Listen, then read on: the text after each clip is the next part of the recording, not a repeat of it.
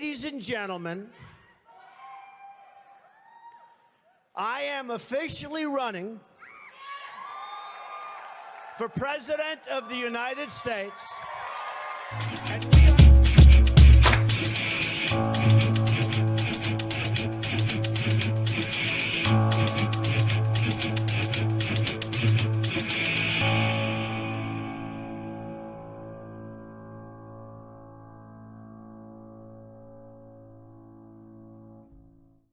Good morning, good evening, good afternoon. Welcome. Went a couple minutes early because I anticipate some technical difficulties tonight.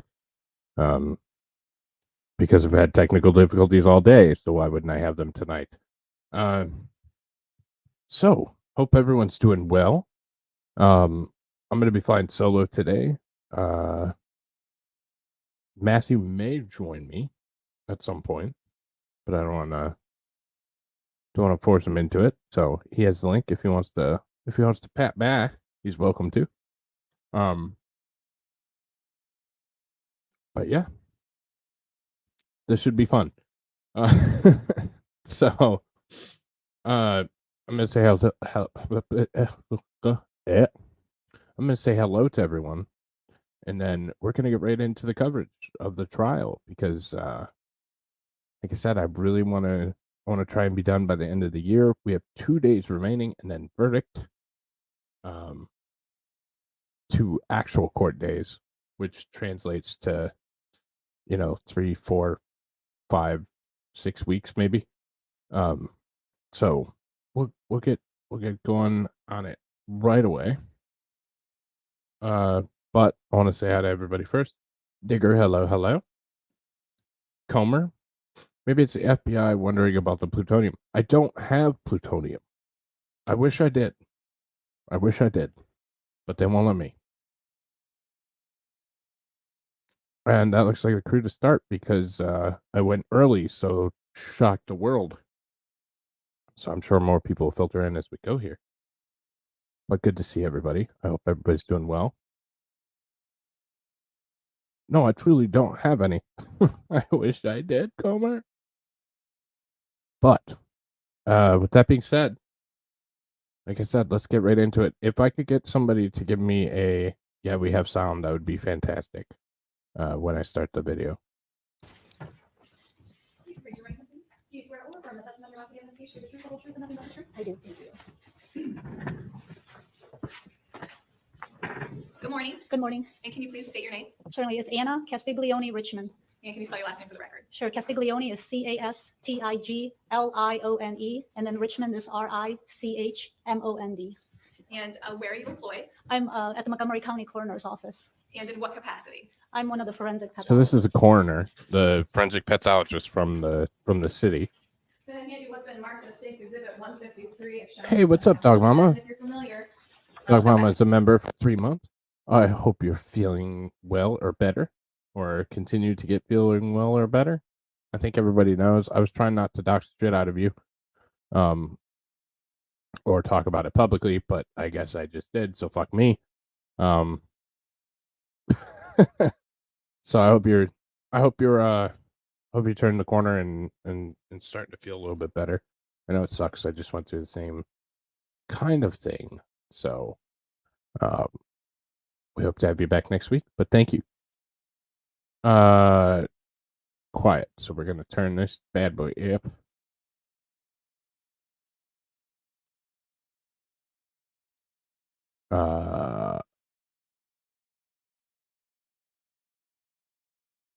Please select. I did so. I did select that.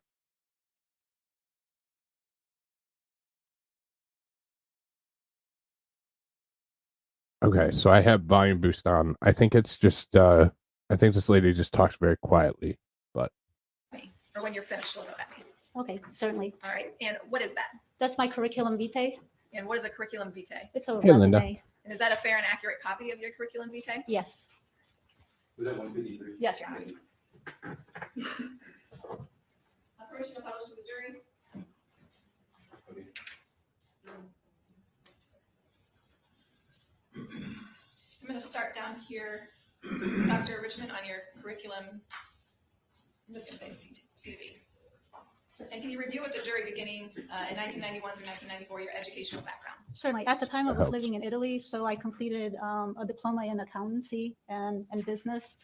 Then I went on to the University of Palermo. At the University of Palermo, and I was majoring in psychology at the time. But then I moved back to the United States, so I changed my career focus, and I went into biochemistry with a minor in psychology at the University of Michigan. I got a bachelor's.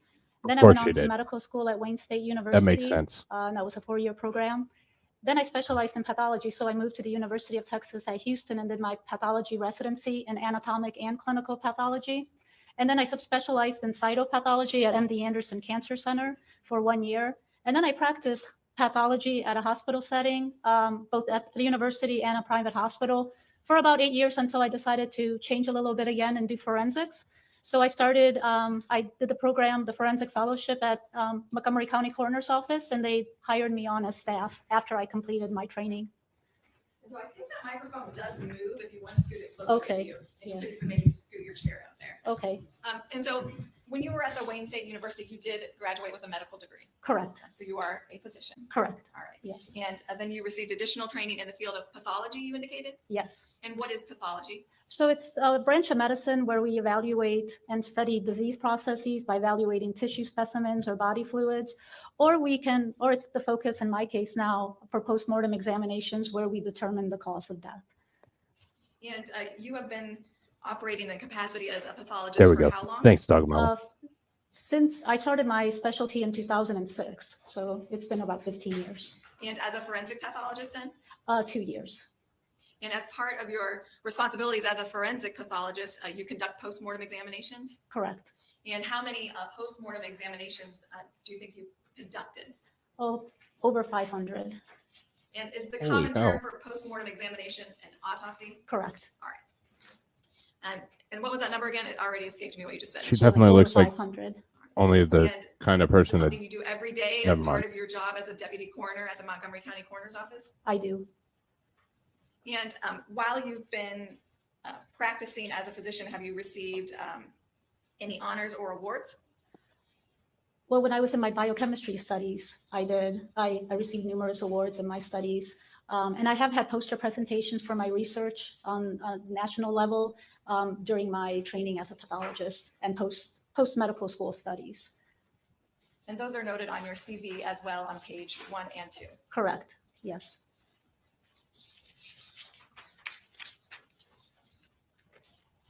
Your Honor, at this time, I would tender the expert What's up, as Jacob Castro over a on medical Rumble. physician in the field of forensic pathologist.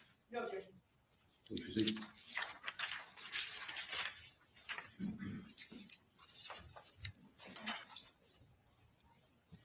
Now, Dr. Richmond, in your field of forensic pathology or pathology in general, what are the qualifications to be a forensic pathologist? Well, you have to have a medical degree.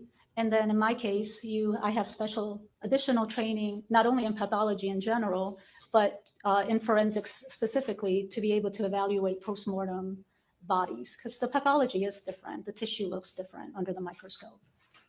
And let's talk about those I post-mortem would examinations. hope You so. indicated you've been a part of over 500, Correct. and that's in the last 2 years at the Montgomery County Coroner's Office. Yes, and also in a hospital setting, because as a pathology resident, we do have to conduct autopsies as well. So I've had experience in a hospital setting. Most of those are natural deaths, but also from a forensic standpoint.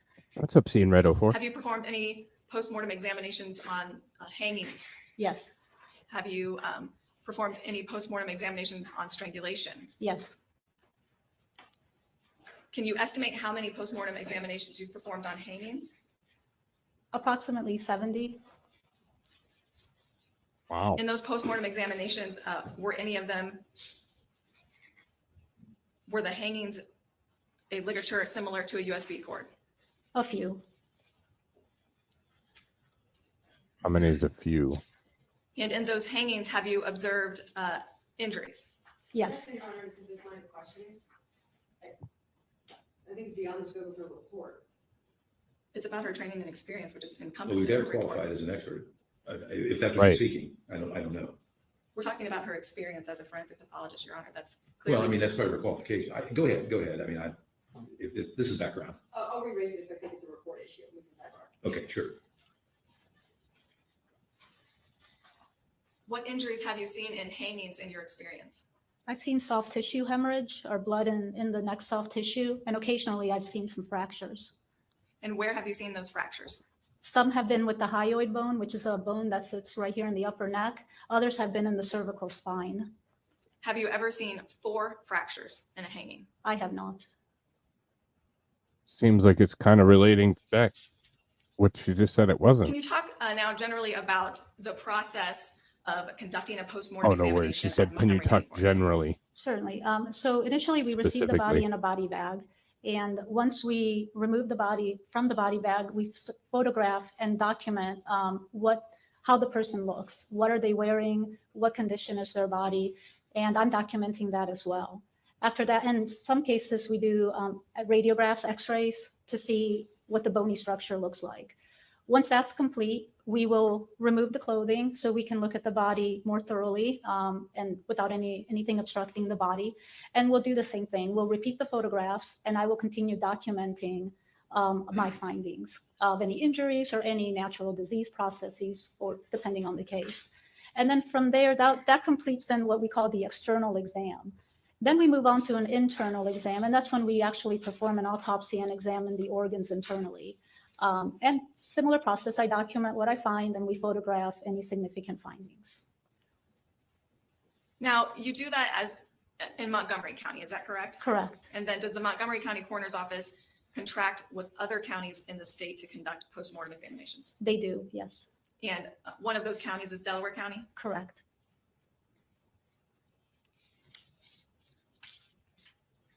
And when you are a contracting agency, does your process change? It does a little bit. We still do a complete autopsy to determine what the cause of death is, but we do not determine the manner. If it was a Montgomery County case, we determine the cause and the manner of death, but not for contracting counties. And why do you not determine the manner of death? Well, because the manner involves the investigative findings, and we're not involved with that. The outside counties conduct their own investigation with their own detectives. They have access Rubs? to information that we normally don't. So we defer to them to determine the manner while we share with them our anatomic 4 months, findings. what organs they would be gone? And prior Yeah, to exactly. beginning a postmortem examination in a contract case, There wasn't do you much receive left. information about how the body was found or remains? We do. We receive a little paragraph of what sort of the circumstances or how the body was found, but it's quite brief. Just to give you a general idea. Correct. And then as you're conducting a postmortem examination, you indicated that you document it. And by documentation, what do you create? Well, we take notes and then we generate an autopsy report. And you also take photographs? Correct. And what is the purpose of an autopsy report? It's to document what we found for medical and legal purposes.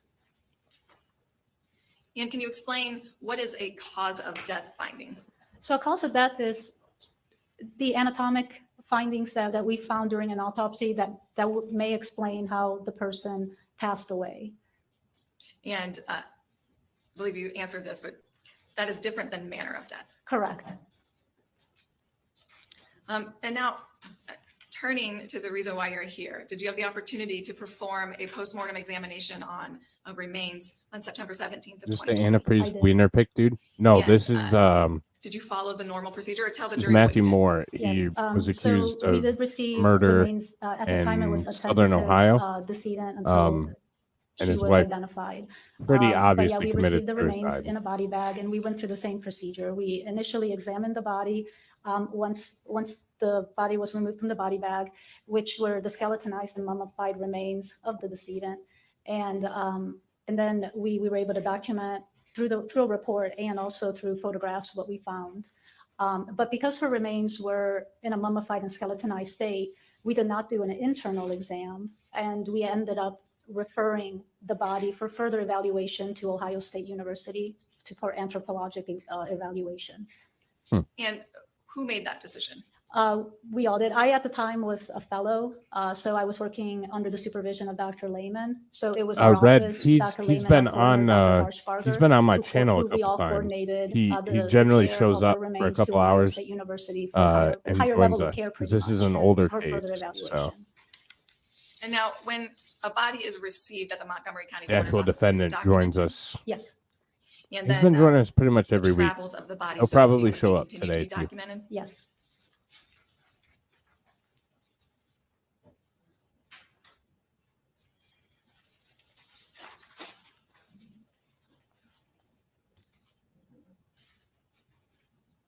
I'm going to hand you what's been marked as State's Exhibit 155, 152, and 154.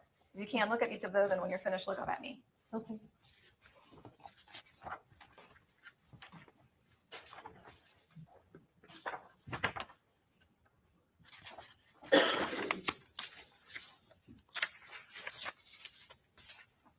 Okay.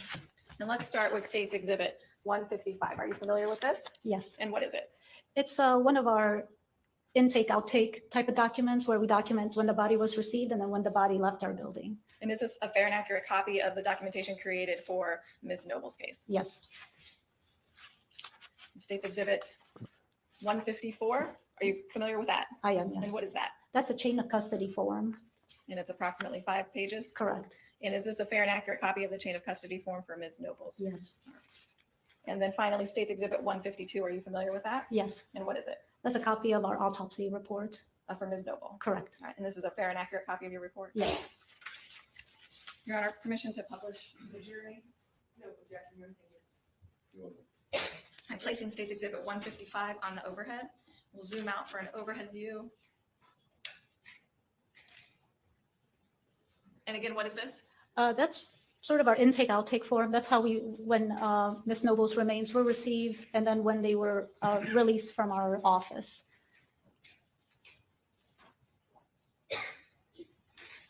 And if you can, what time were the remains received and date?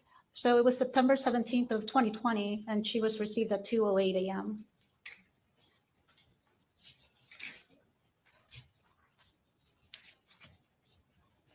I'm just going to put the first page of State's Exhibit 154 on the overhead. We'll zoom out.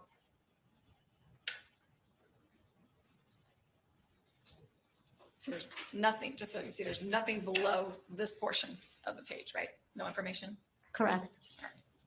2 o'clock in the morning seems like kind of an odd time, And given that again, it wasn't. the date and time of that the remains received. September 17th of 2020 at 2:08 a.m. It didn't seem to be time sensitive, so I guess where do you keep them though in the interim? Dr. Richmond, I want to walk through State's Exhibit 152 with you, which is your postmortem examination or autopsy report. Yes, All right. And do you have a copy with you? Do you need me to provide you a copy to refer to? I do have a copy. And so let's talk. I'm on the back side of page 1. Okay. And can you describe how you received the remains? Yes, she was, as I mentioned earlier, she was received as tentative Jane Doe, and she was received on September 17th of 2020, and they were the skeletal remains. And what was accompanying the remains? Her clothing and some personal affects. Was there anything near her neck? Yes, there was a ligature that had been cut at the scene.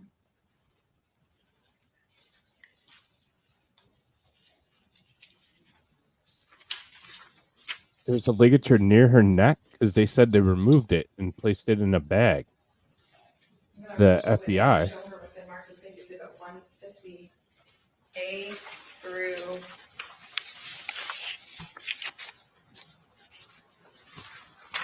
I mean, that seems like not a. Sorry. Is anybody else remembering that like I did? I thought for sure they said they found.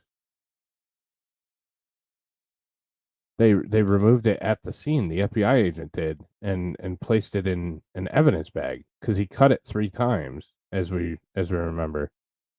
So why the hell would they have found it still attached to her neck? That seems odd. Anyways, Why? And so if you can, take a look at all of those, please.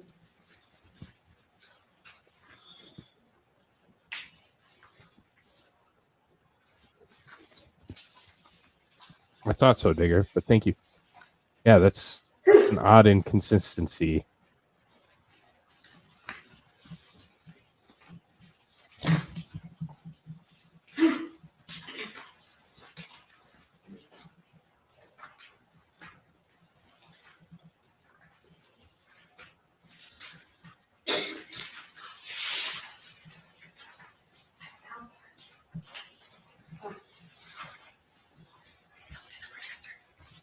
Okay, Are you familiar with those? yes. And what are they? Those are the photographs we took during the autopsy and some x-ray images as well. And x-ray images as well. And do those fairly and accurately depict the remains as they were presented to you on September 17th of 2020? Yes, And would that showing these photographs and displaying them visually assist you in your testimony today? Okay, they've been 50-50 with showing stuff, so your discretion, it might get graphic.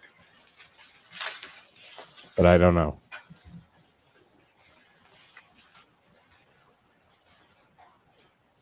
Your Honor, permission to publish various photographs. Any objection to President photographs? No. Please proceed.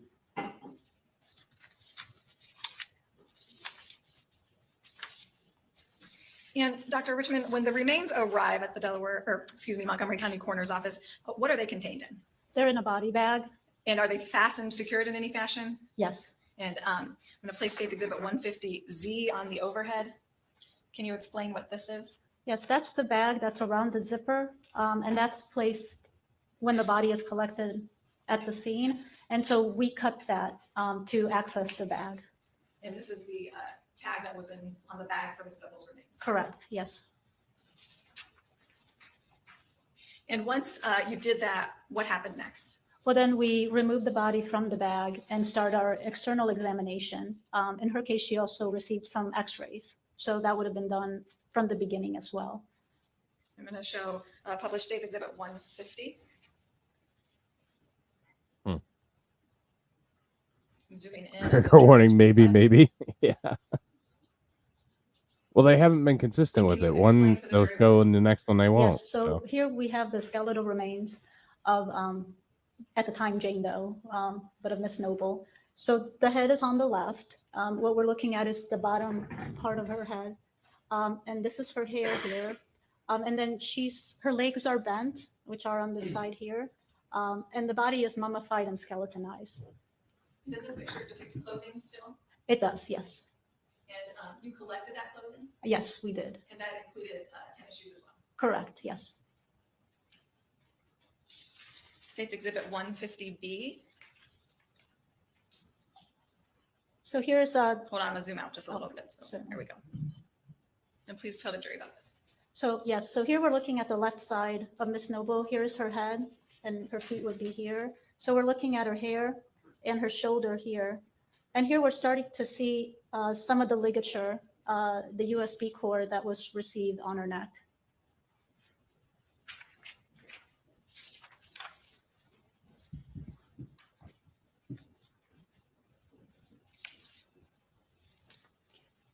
And 150C.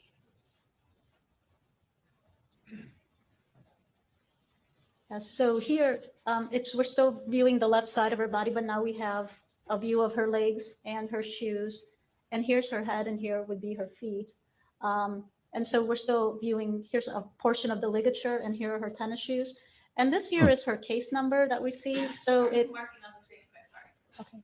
Continue. Oh, I'm sorry. No.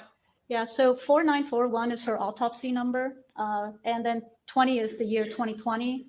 And MV are the initials of our photographer, Miles Warren.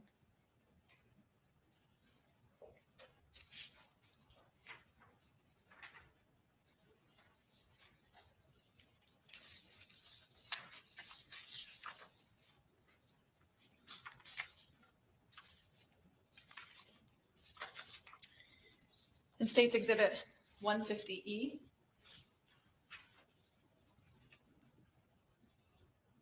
So this photograph is to show a portion of how the ligature was on the remains of the neck.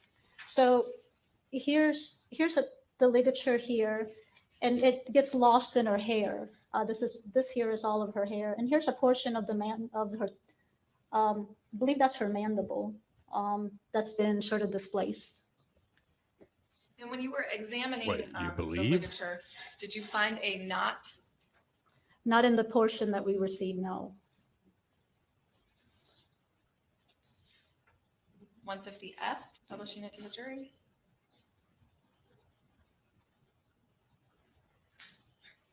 Yeah, here's another image of the ligature. It would be here. Here's a portion of it, and here's another portion. What's up, and Biden? it's Hey, Aaron. covered How you doing? in her hair. And here's another Shenny? view of her mandible at the bottom that's being partially obscured by our ruler and the number.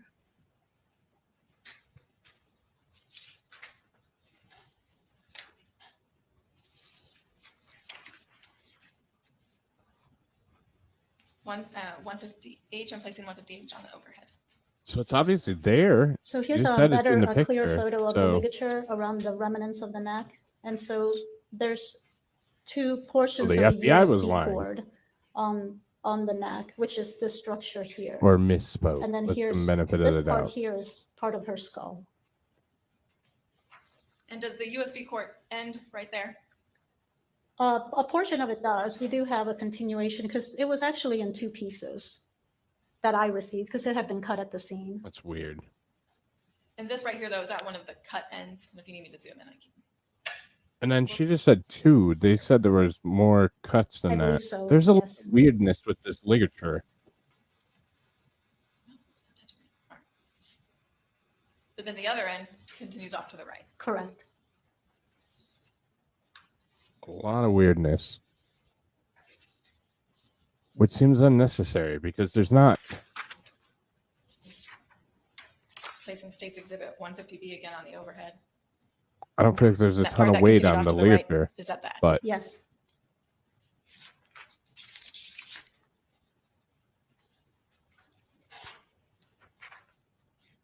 Placing States 150I on the overhead.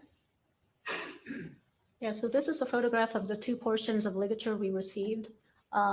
So I measured it in aggregate. It was about 20 inches. And they are these U-shaped pieces of USB cord with one having the connecting part. And this part was around her neck, Yes, and this is the part continuing down her back. correct.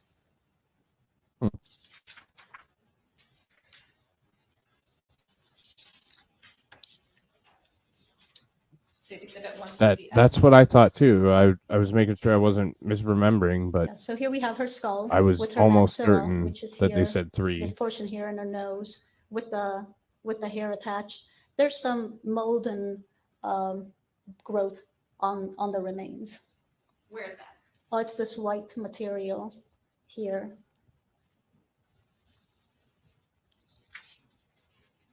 And while you were conducting your post-mortem examination, did you observe any fractures to the neck area?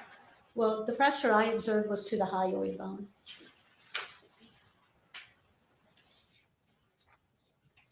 Placing States Exhibit 150K. What is that? But that's the hyoid bone. And on this bone, what fractures did you observe? We observed that there was a fracture on this side. This is also That's weird. irregular.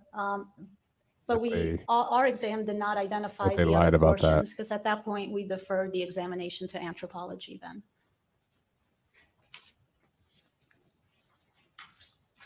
For seemingly no reason.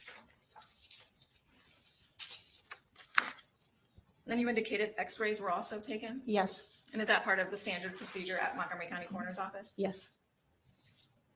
Placing States Exhibit 151.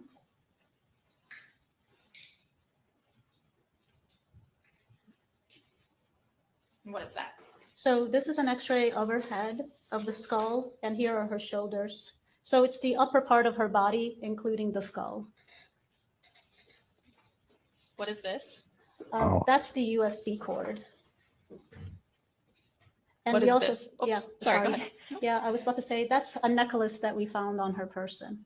Can you circle that, please? Certainly, here. Yeah, there's the That's cord right necklace, and there. here's a pendant that was on the necklace.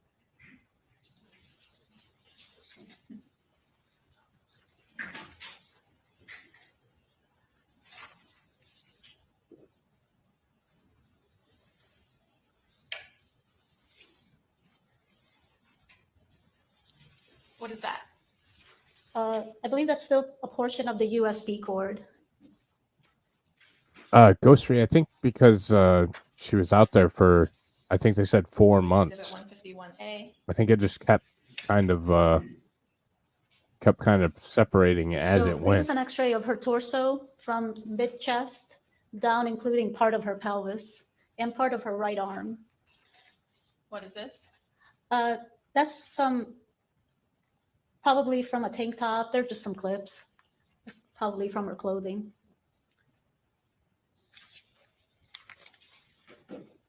State's Exhibit 151B.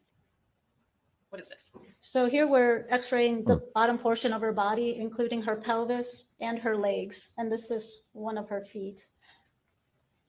We do have an e-cigarette being x-rayed here as well. It's this stick-like figure. And then what is that? That I'm not sure. It might be just some debris.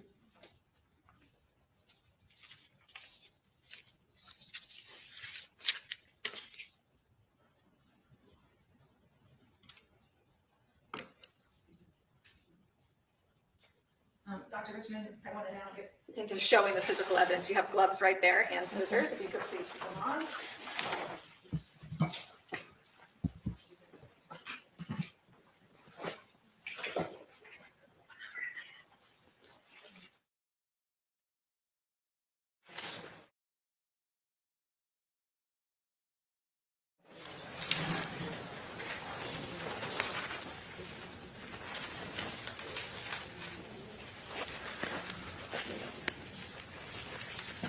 I'm going to hand you what's been marked as State's Exhibit 156.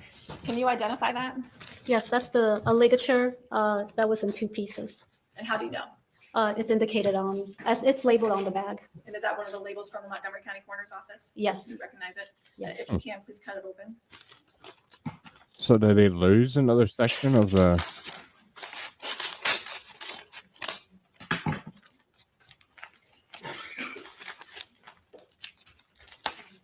I mean, we saw the detective hold that up though, or the FBI agent, whoever the hell it was. Somebody held up the actual cord. So looking at that, does it appear to be in the same or similar condition as when you first found it on Emily Noble's remains? Yes. Okay, if you can, hold up the two pieces.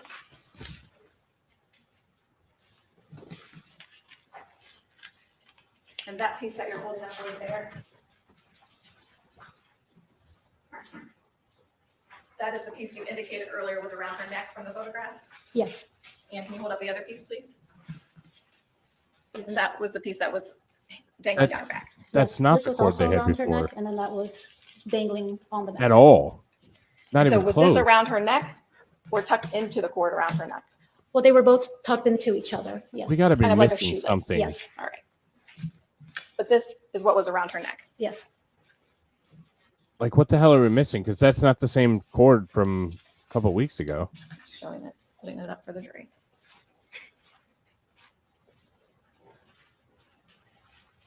All right, There's I'll no let you put fucking those way. back in the back, please.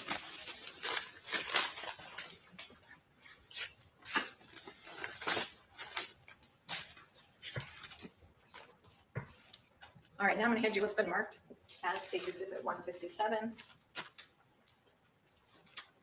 What is this? This is her hair The tie. neck cord, but the Yeah, FBI said there again, wasn't a Montgomery neck County sticker on neck there. cord piece. Yes. They that's recognize labeled. it. Yes. I'm not gonna have cut you it open and your removed text. her. And then State Exhibit 157. 158, excuse me, hold on. Let me mark that, sorry, thank you.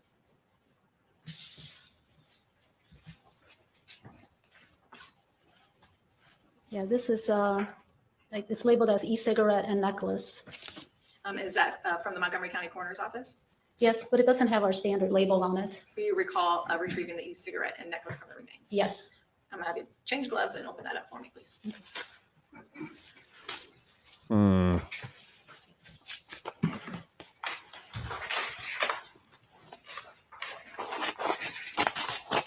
After the cop was holding the damn cut up cord, showing us the three pieces, they want us the fourth piece wrapped around her neck, and they applied the other part of.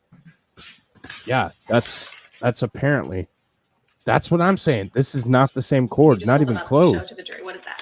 So here's the e-cigarette, and here's the necklace with the purple pendant that was around her neck. And those were both visible on the x-ray. Yes. All right, I'll have you put those back in there. And they were very clear about it. They said there was 3 pieces. They cut it down, blah, blah, blah. Like,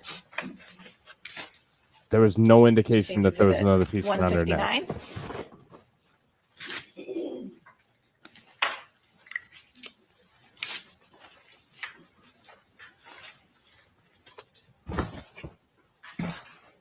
Are you familiar with that?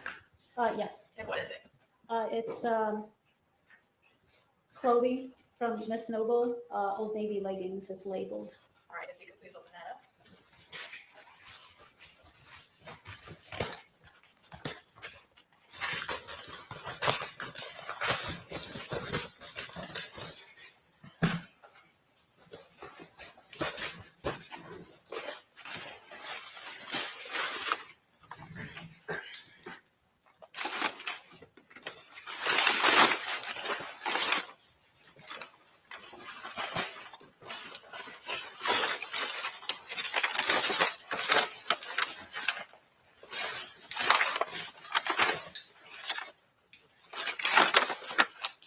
I mean, it didn't even look like that. I thought the other one was braided. I thought the other cord was braided. I could be wrong, but I thought it was braided and it had And what are those?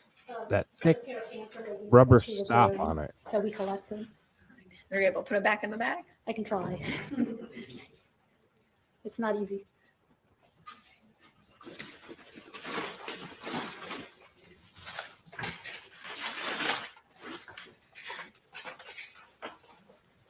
In part, Can you yeah. read that exhibit label and tell me what number I'm on, please? He wasn't. It says But 159. Okay, that's what I thought. They never really came at anything. They just kept throwing stuff at the wall, hoping something stuck. There was never really a coherent strategy, in my opinion, from the prosecution. It just kind of all, yeah.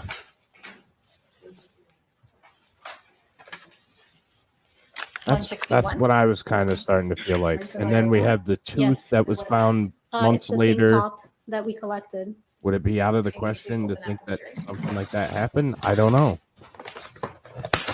It was not braided. Okay. If that was not the same damn cord.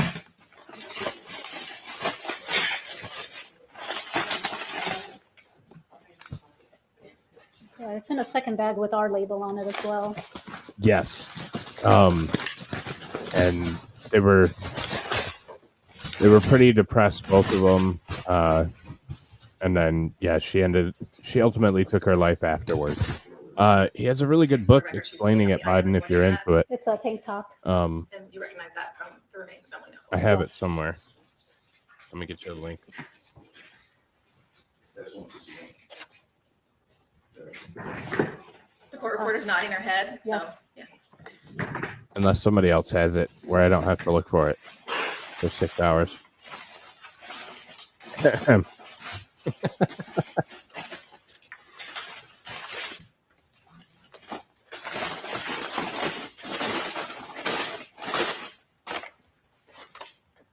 now I'm going to hand you what's been marked as State's Exhibit 160.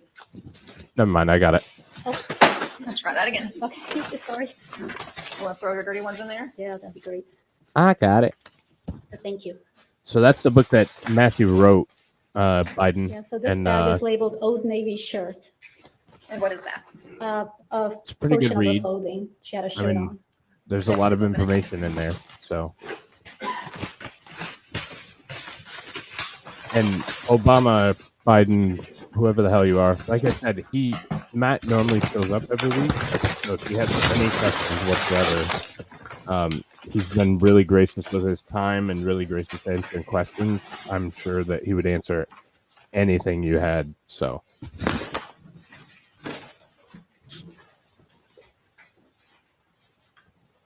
So here we have her shirt.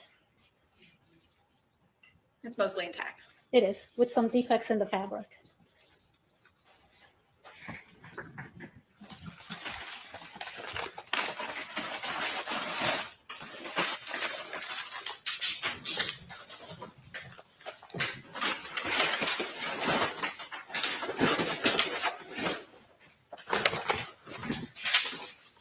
You indicated you also recovered her shoes? Yes.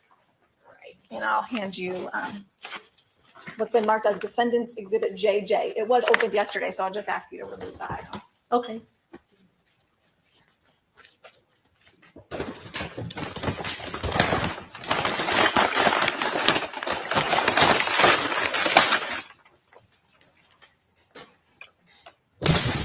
Did you see one of your labels there? I do. Yeah.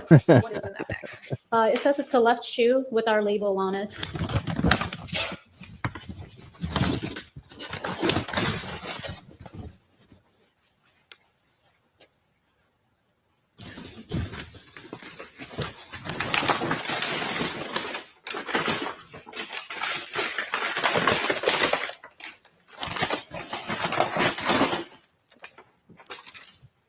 And I'm going to hand you what's been marked as State's Exhibit 163. Okay. Okay, can you open that, please? Yes. Yeah, it's labeled as right tennis shoe.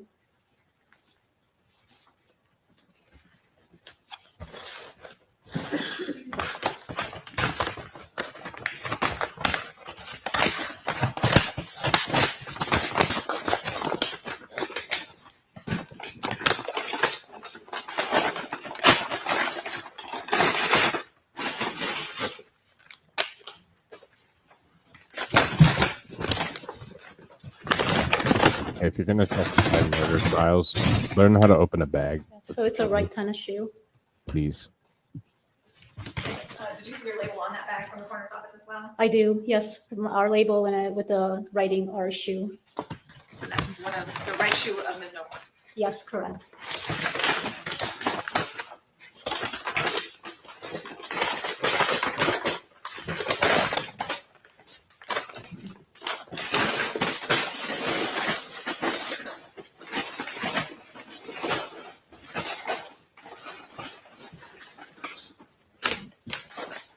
And Dr. Richmond, I should have asked this with each piece, but I forgot. With regards to the shoes, do they appear to be in the same or similar condition as when you removed them from the remains? Yes, And with regards to the necklace and the e-cigarette, yes, same or similar condition? yes, The Old Navy t-shirt, same or Let's similar go condition?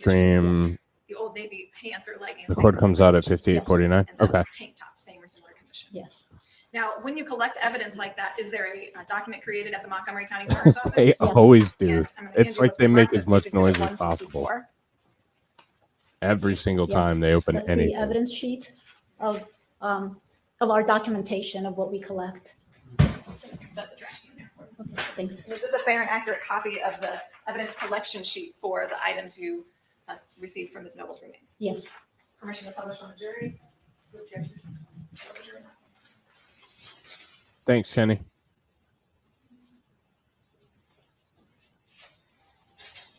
Just scroll down again. What were the date received? September 17th of 2020. And those items were given to whom? Detective Steve Grubbs. Fucking Again, a grubs. listing of those items. I saw it. Yes. Thank you.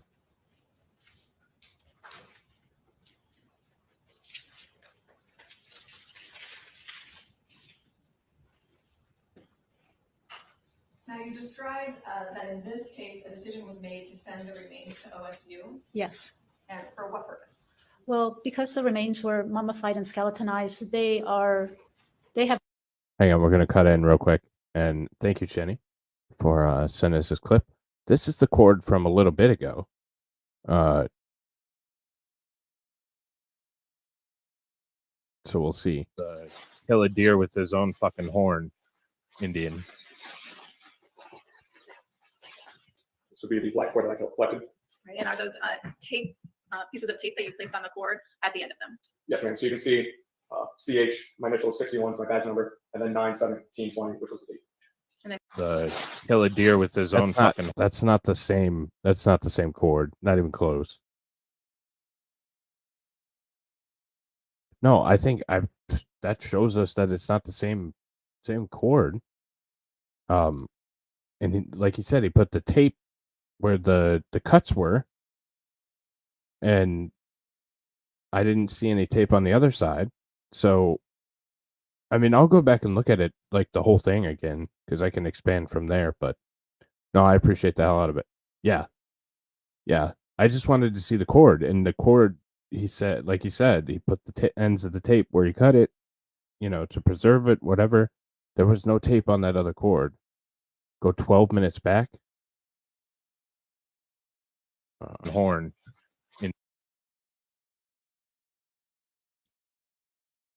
12 minutes back. So it's like 46. And again, you documented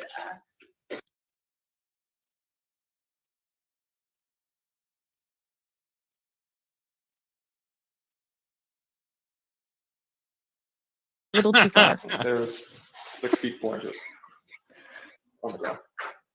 and then to the neck. So it's 3 feet 9 inches. Is this what you're talking about? That distance right there. Do you mind setting it on the ground? Yep. So there it is on the ground. I think so, Digger.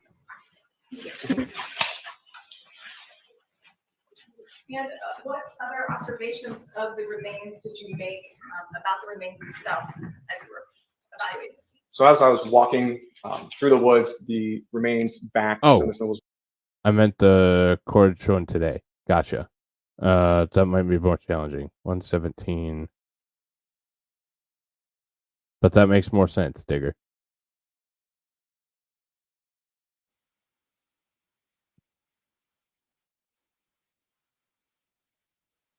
Yeah, that's not the same cord. That one's also cut in 3 different places because you have 2 cuts there, 1 cut there, and there's no tape on that cord whatsoever. So the previous jackass said that they taped the ends. There is significantly less cord. And again, this previous shit, I'm not I didn't switch it over. There it is. I'm showing you. That asshole said that he taped the ends where they cut them. The previous guy. And there's no taped ends. That's shorter. It's also cut 3 times. It appears. There's something not right there. Something's not right there. So that's the old cord. Now we'll go back to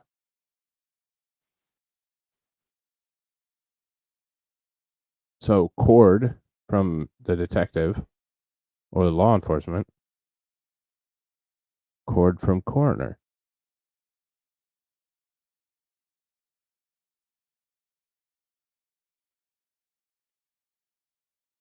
I don't know. I'm not buying it. I mean, you guys decide. But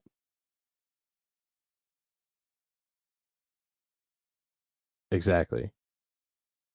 I don't know. No, there was only the one cord. There was only the one cord because we got into that conversation about if and how they cut her down and if they should have and all that kind of shit. So the cord was a serious concern and it was portrayed as such from the prosecution earlier. So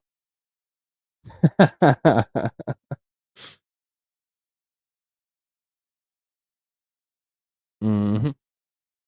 And then again, you put that together with the tooth that they showed that just randomly showed up 4 months later.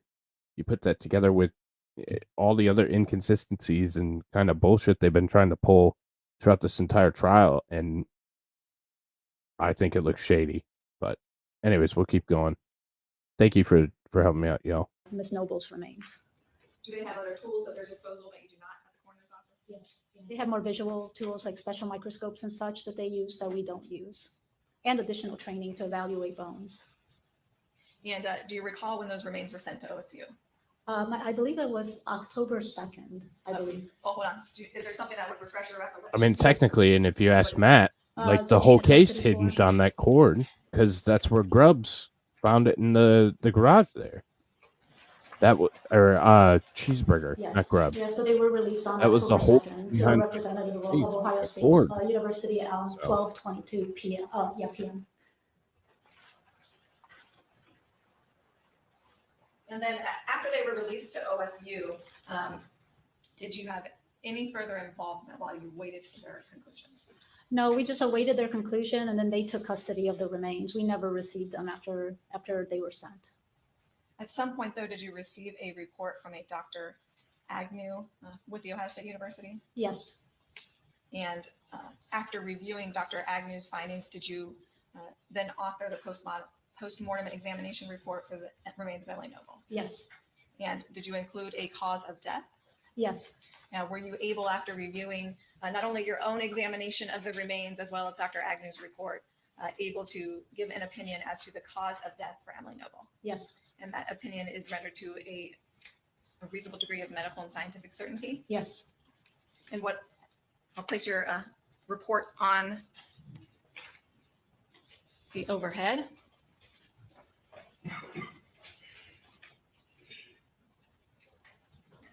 And what was your opinion? Yeah, our opinion was that the cause of death of Emily Noble was multiple injuries of the head and neck. And then we elaborated that on a comment. Most of our findings, I did see that we noticed the fracture of the hyoid bone, but most of the examination was conducted by the anthropologist. So we reflected what was in the report, where there rubber was stamped injury everything. identified not only to the hyoid bone, but to the ossified thyroid cartilage, the left and right nasal bones, and the left maxilla. So you And rubber you stamped indicated everything. you reflected the findings of Dr. Agnew, but you Yes. reviewed the findings, correct? Correct. In conjunction with your own review of Emily's remains Correct. and formed your opinion therefrom. Yes. And this, is your signature contained here? Yes. And what was the date of this report? It was January 22nd of 2021. And who is this individual? Dr. Lehman, he was my supervising pathologist, forensic pathologist at the time. And he also assigned his signature to this report. Correct.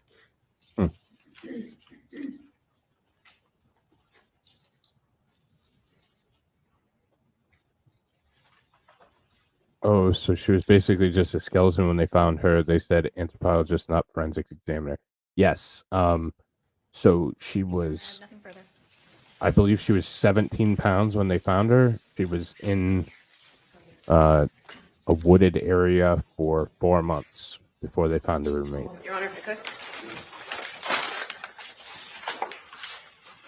So she was mummified. She was very, there wasn't much left of her. I am going to ask you, I'll ask you.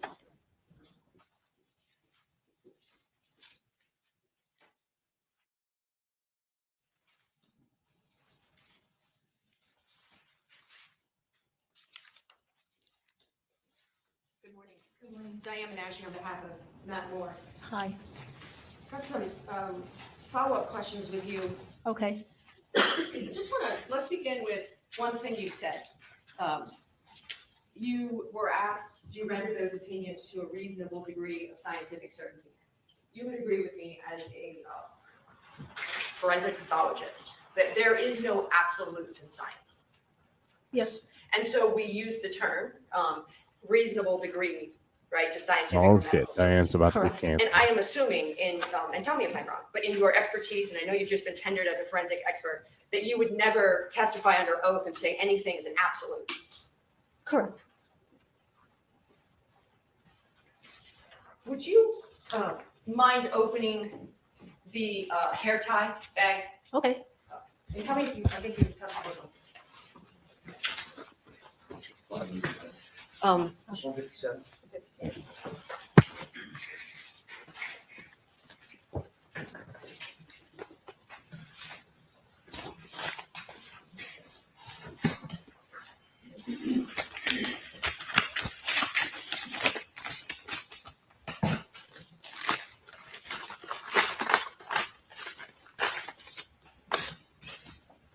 And that hair tie was found around which wrist? Does it note? It does not on the bag.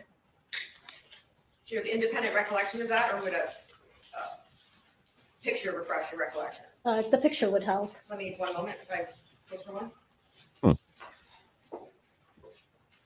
Well, let me ask you this, as you're looking at that photograph, or I'm sorry, at that hair tie. I wanted to show you a photograph that's been marked as Defense Exhibit P, and I'm just going to zoom in. I'll zoom in here. Where's my mic I stand? just want to Is the band that was found in the bag, the hair tie, a single hair tie or a double hair tie, like what's pictured there? Well, I see a single hair tie here, but I'm not sure if it's looped twice on a wrist. Fair enough.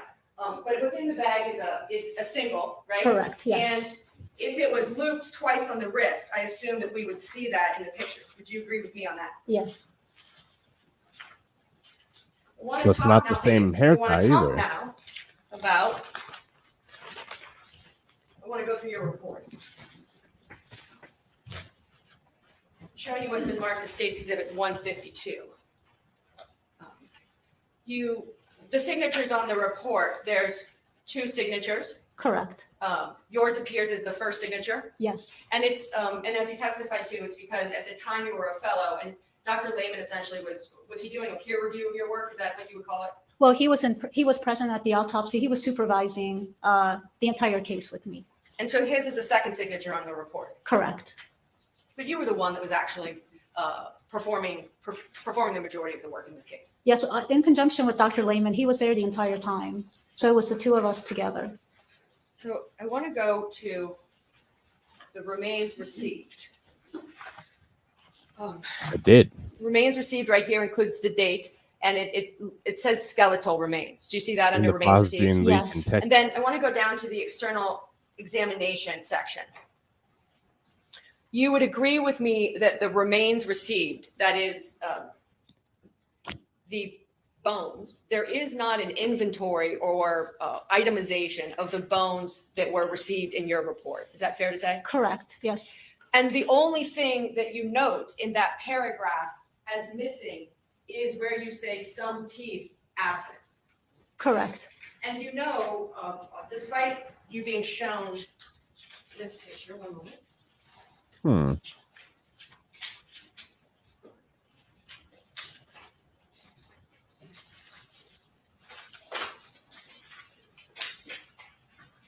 Showing you what's been marked as a State's Exhibit 150C.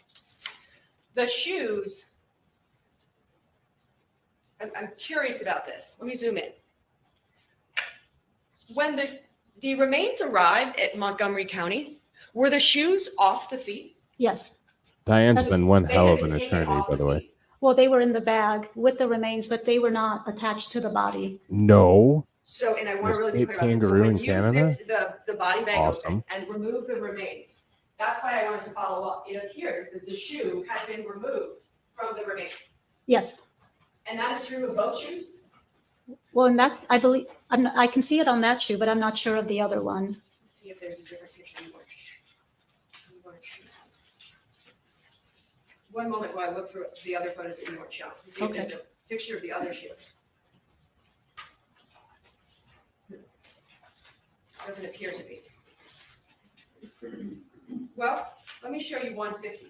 It's on the run for 3 days before they got it. 150C Wow. has the shoe in it. So that's where Ozzy's been. 150 appears to have neither shoe in it. Would you agree with me on that? I can approach if you'd like it closer. Yeah, that would be good if I Okay, could see absolutely. it. May I, Your Honor? Sure. Showing what the witness has been marked as State's Exhibit 150, and for orientation is 150C. Yes. Yeah, I don't see a shoe in 150. Yeah. And this is how you got the remains, like this. Correct. Now, the shoe may have fallen off the body with the bones in it. That's the part I don't remember 100%. Sure. But it was received, it was not connected to the body. And so you don't know how it became unconnected, but it was unconnected in the body. Correct, yes. So then, returning back to your report with respect to the external examination, I know that you note that the body at current weight when it came in for autopsy was 18 pounds. Correct. 18 pounds. Excuse me. Teeth in good repair with some teeth missing. And then here with respect to the clothing, you've got the black shirt, which you held up and you said that it was still intact. I think that was the word that was asked. Right. Yeah, with some defects, yes. And defects in the actual material itself. Yeah, it looked frayed, yes. And then there was the tank top, Fair to say that as you recall collecting that evidence, that as those items were layered, that the shirt was over the tank top I believe so. and was down below as the body, I forget the word now, but condensed or, well, I forget the word, but the shirt had fallen down and was collected from sort of the mid-waist section. Yes, And the tank top and the x-ray, you saw that little clasp. Now that you've seen that tank top, does it appear that that was the clasp of the back of the tank top where you would adjust it? yes,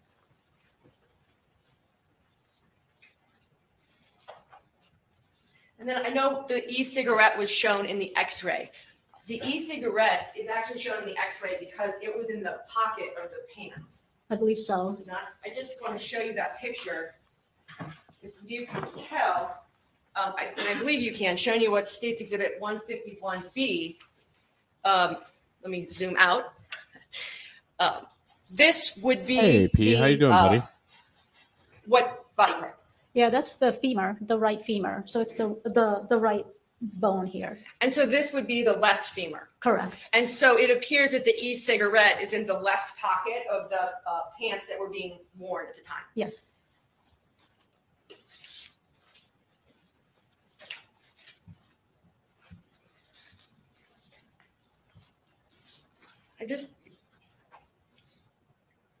You were asked some questions about the cord and shown a number of pictures.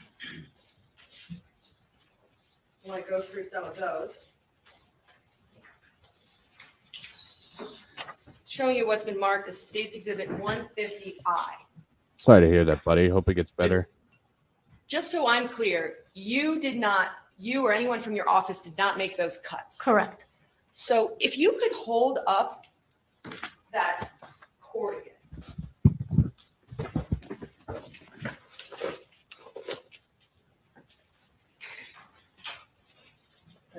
Certainly. Oh, no problem.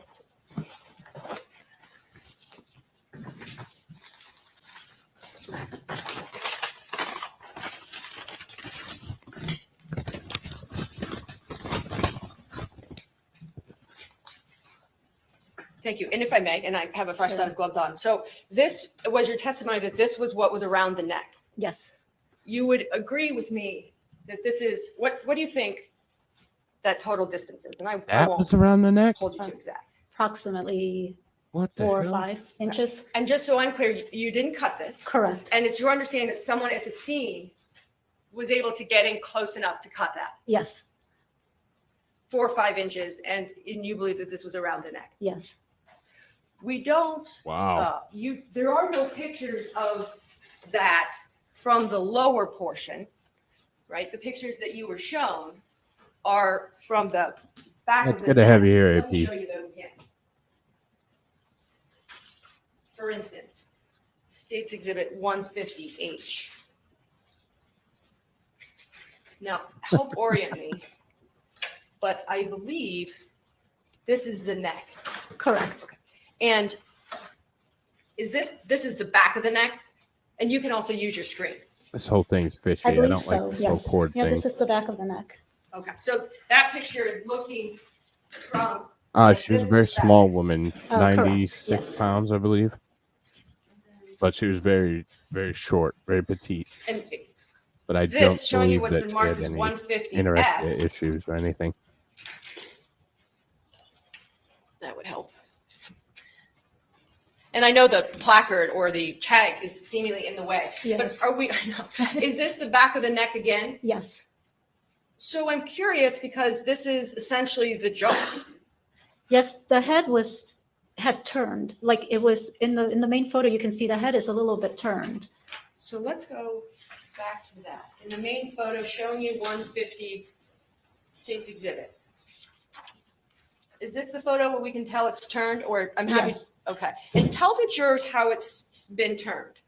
Well, we're looking at the bottom of the skull here. So the head is sort of turned in this direction, at least in this photo. And this direction would be To the left. to the left. Yes.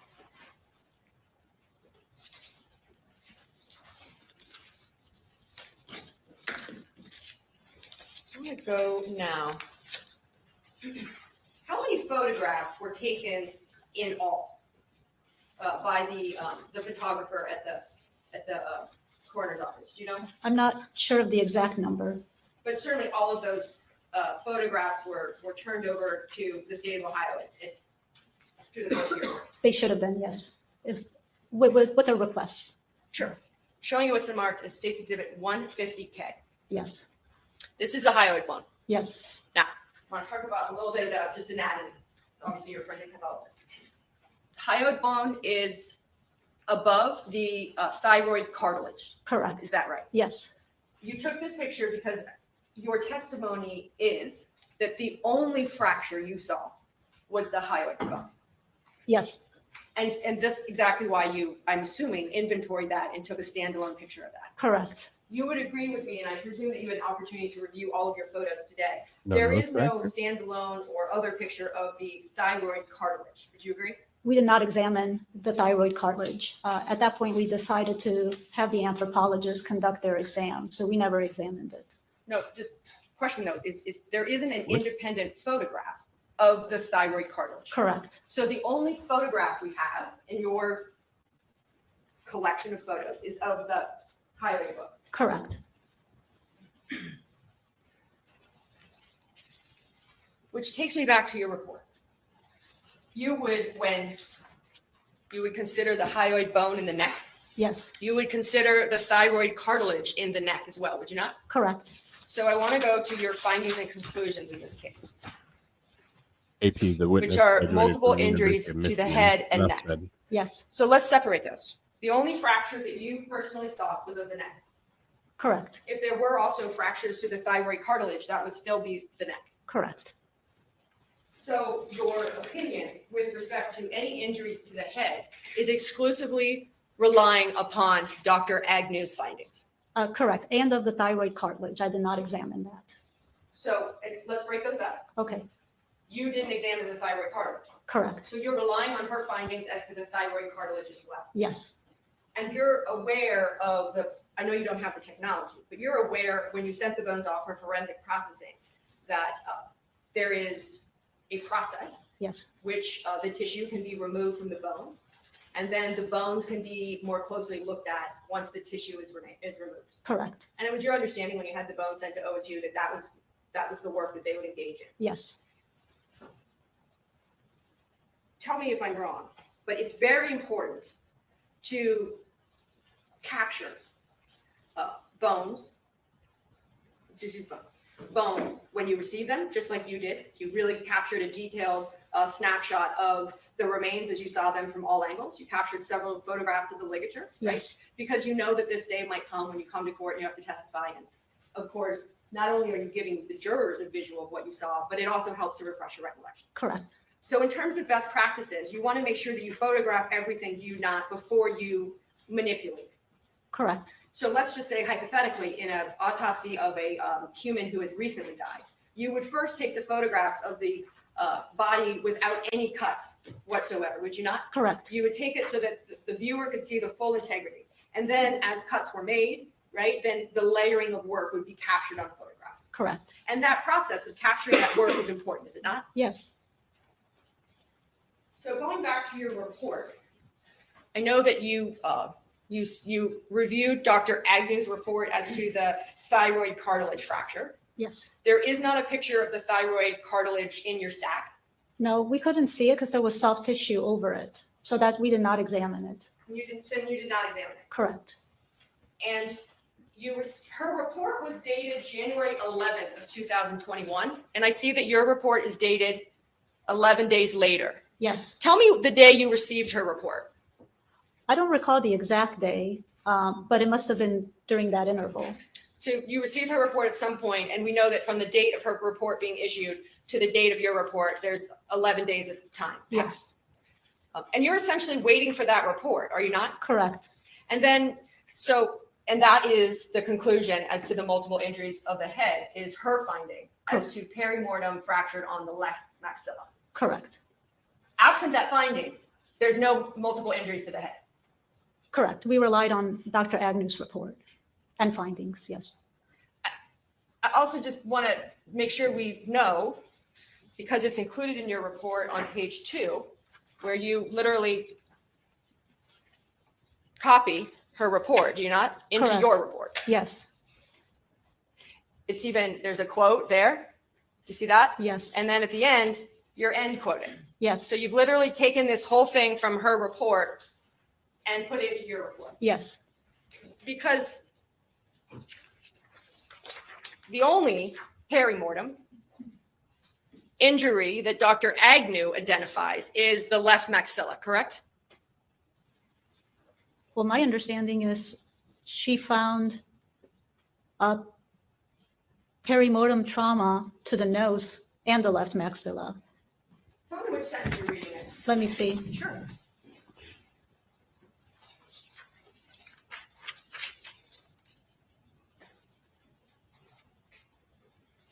So on the top, my understanding, in quotation, perimortem trauma near the time of death was observed on the following skeletal elements: hyoid, ossified thyroid cartilage, right and left nasal bones, and left maxilla.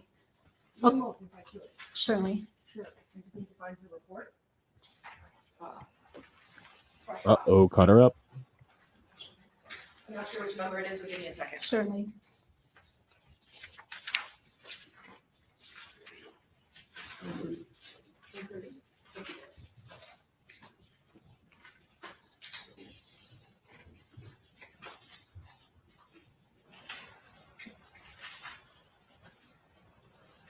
If I may approach, I want to, well, I'll just do it on the other hand. Show you what's been marked as State's Exhibit 130. And this is important, and thus me asking you about it. That section that you just read Correct. is this section right here. Yes, Okay. Would it's right and left nasal bones and left maxilla? Do you see that? yes. Correct. 1 second. I don't have my marked up copy. 1 second.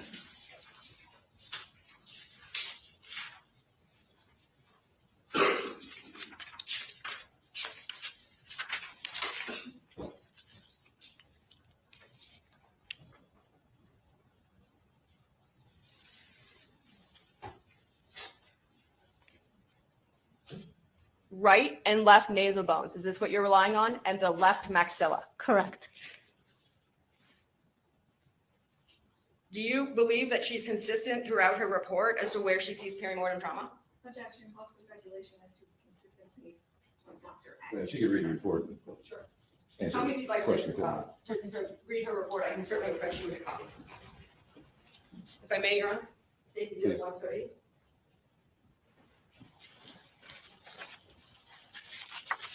Just to orient you. Okay. This is the trauma section. Sorry.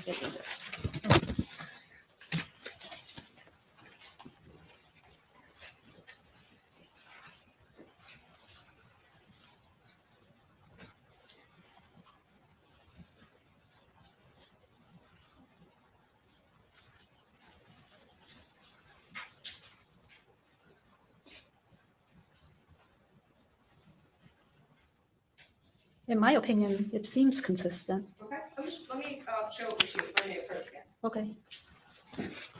And I'm asking you this because you said that there was multiple head and neck injuries.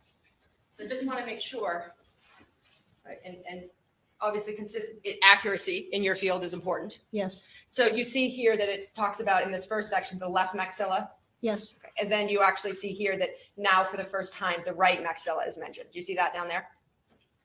correct.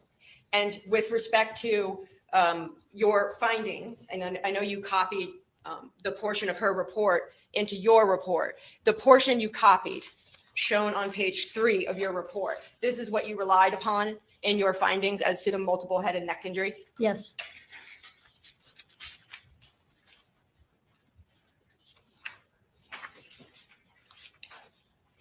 Absent that, the only fracture that you had seen is this fracture right here.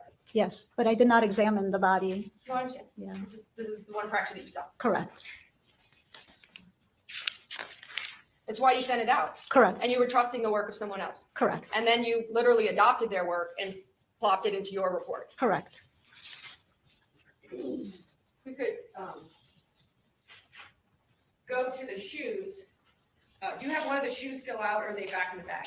Oh, I put them in the bag. Perfect. Have you ever, because you were asked about your experience in training, have you ever examined a body that's been dragged? Yes, Have you ever examined a body with shoes that had been dragged? yes, And did you, as you look at those shoes, did you look at those shoes and question or ask yourself whether there was any evidence of dragging on those shoes? no, I did not examine those shoes for that purpose. If you could pull out one of the shoes again.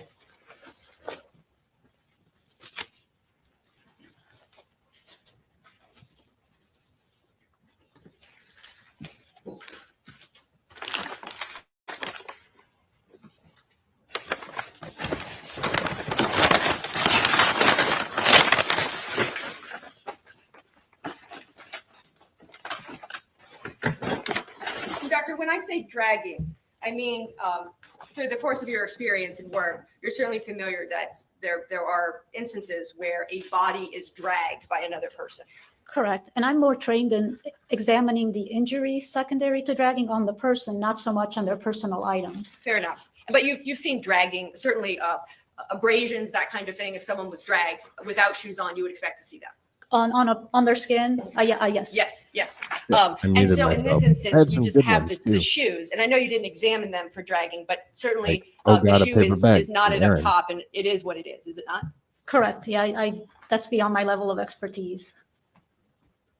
Like, Stan- You were asked questions about in your experience. Obama, so you're going to be a biologist, so you can tell me what a with woman is? respect to hanging. I made that mistake once.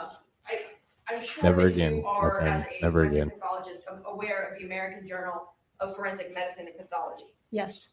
And I'm showing you what's previously been marked as Defendant's Exhibit II.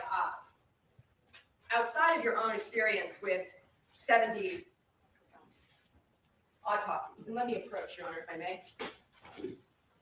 This is the actual marked copy. Okay. And She's credible, Ghostry. She's not hiding anything, but she didn't do anything. She just No, rubber I'm stamped not. the previous report. And I That's it. understand your own experience, but if you go to page 3 of 6, there is a chart at the top of 3 of 6. Yes. Objection, Your Honor. She's indicated she's not familiar with this article, so I- I ask the witness to give me the She didn't opportunity do to much. thoroughly review the entire article. She's been honest, but she hasn't done much. Testify to one part of it. I'll give the witness the opportunity if she wishes to do that. Okay.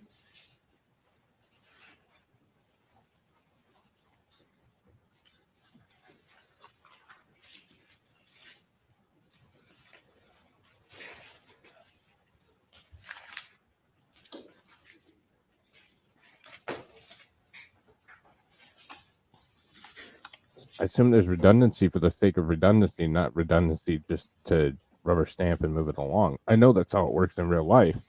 I'm just saying I would think that the redundancy would be for a reason to challenge someone else's findings and keep people on top of things. But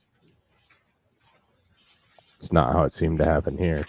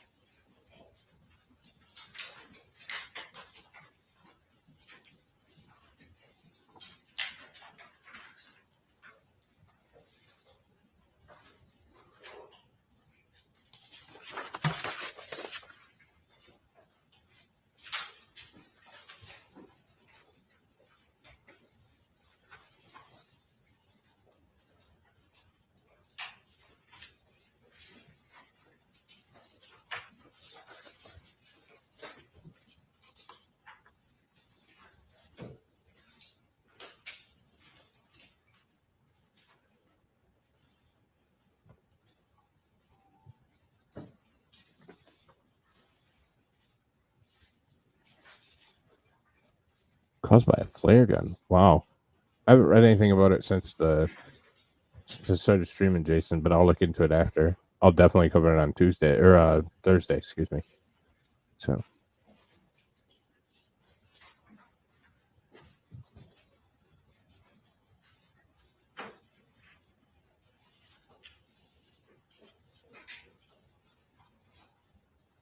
Like a former coworker on the precipice of retirement would work on some files, but then just do little bare minimum and hand it back to me to complete and fix.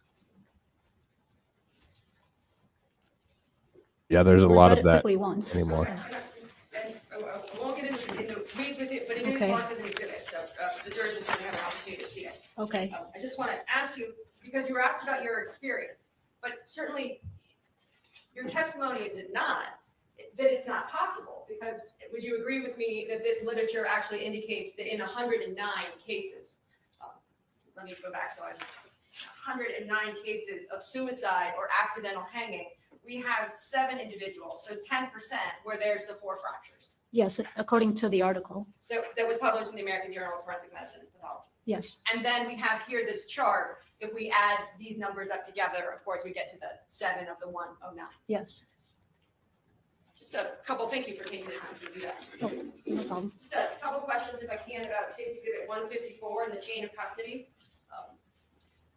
The remains come Just to the contradicting coroner's what the office, previous and expert I think said you're as telling me that well. wrong from my memory. They go to they first go to a receiving area or Correct. Yeah. Peaceful kangaroo, and of course, pride. they are held in that You'd receiving expect nothing area less. until you or Dr. Lehman or the pathologist on call can actually perform the autopsy. Mostly peaceful. Yeah. So they're first received in a receiving area where a car enters a garage, and that's how we receive the body. But then the body is transferred to a cooler. So the body is then stored in a cooler until we are ready to perform the autopsy, and then the body is taken to the morgue. So the trace 7, BB, and MI, those are locations in the cooler where the body was stored at different times during her stay at our morgue.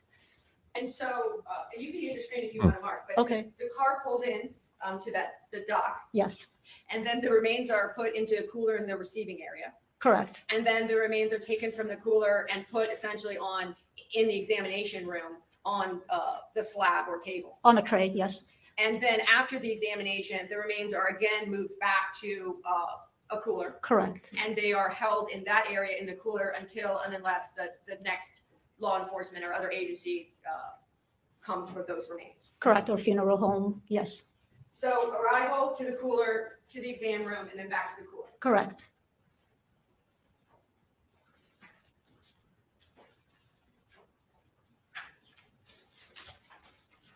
I want to ask you about your reliance on photographs. You testified just as an example that the placard that's seen, showing you what's been marked as 150A, just as an example.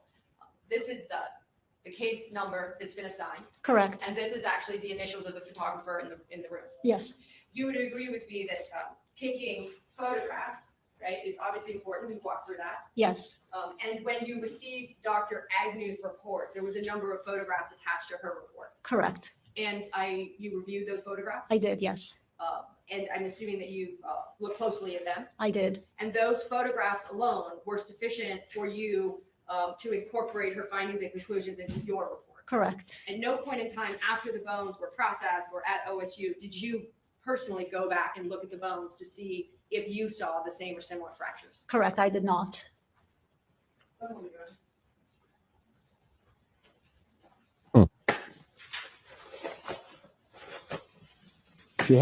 This witness has been honest, at least. She doesn't seem like she has a vendetta. She just seems like she might have been a little bit lazy. That brings me a possible question. Okay, With respect to toxicology, was there a toxicology exam done in this case? no, we were unable to do the toxicology on the remains. And a toxicology report, had there been a specimen that could have been taken, what types of things could a toxicology report show? Various pharmaceutical medications, drugs of abuse, and then we can also look at the fluid of the eye for chemistries, and that would all be documented if toxicology could have been done. And in addition to drugs of abuse, toxicology could also test or determine whether there's like nicotine or alcohol. Alcohol, yes, we don't look for nicotine, but certain labs do. Okay. Yeah, they actually look for codeine. Codeine, that's Yes, right, that's right. yeah. You read this?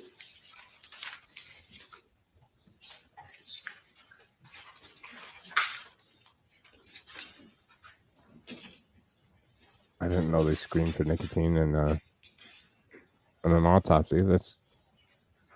kind of odd, I guess. Dr. Richmond, defense counsel was talking to you about observing the fracture on the hyoid bone. Yes, And you indicated you did not observe the thyroid cartilage because you did not examine it. correct. And so can you explain that to the jury? Certainly. Although Ms. Noble's remains were skeletonized, she did have some soft That's tissue. true. So not all the bones were visible to me in their entirety.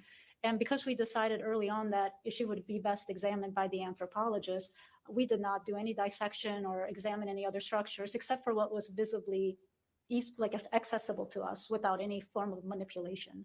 So I did not examine her neck structures beyond the hyoid bone, which was evident. And so it's not that you didn't see the fracture, it's that you Midstream Grift. Please hit that like button. Make sure you're subscribed to the channel. Smash the bell to get updates when I go live. All his socials are right there on Linktree. Also, adding to the Midstream Grift, apparently I'm closer than I ever imagined to being monetized on Twitter, which I think would just be awesome, which is now X. So I need, it's like a couple hundred followers over there. So I'm going to start putting in just a slight amount of effort over there. I mean, probably about as much effort as I usually put into things. That involve promoting myself, but there you go. There's my Twitter. Nicotine codeine, common mistake. Am I right? At least I was there.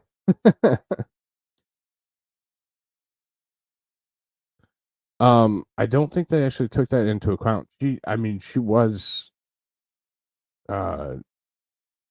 They enjoyed alcohol, both Matt and his wife certainly did. I don't think it was. I don't think she was an alcoholic per se. I didn't get that indication, but yeah, they did enjoy alcohol and they did enjoy vodka, specifically from what Matt said and what I've heard of the story. So I don't know that it ever comes up, and I don't know that it was ever accounted for in any way, shape, or form. So it is a thing.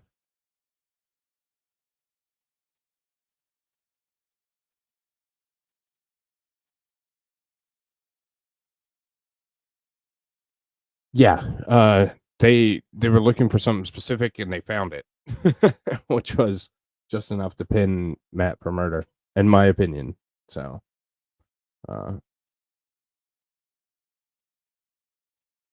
we'll keep rolling along. examine it Correct. to protect the integrity of your bones. Correct. Exactly. Who doesn't enjoy some alcohol every once in a while? Now, going back to the hyoid fracture that you observed, Yes. can facial fractures injure the hyoid bone?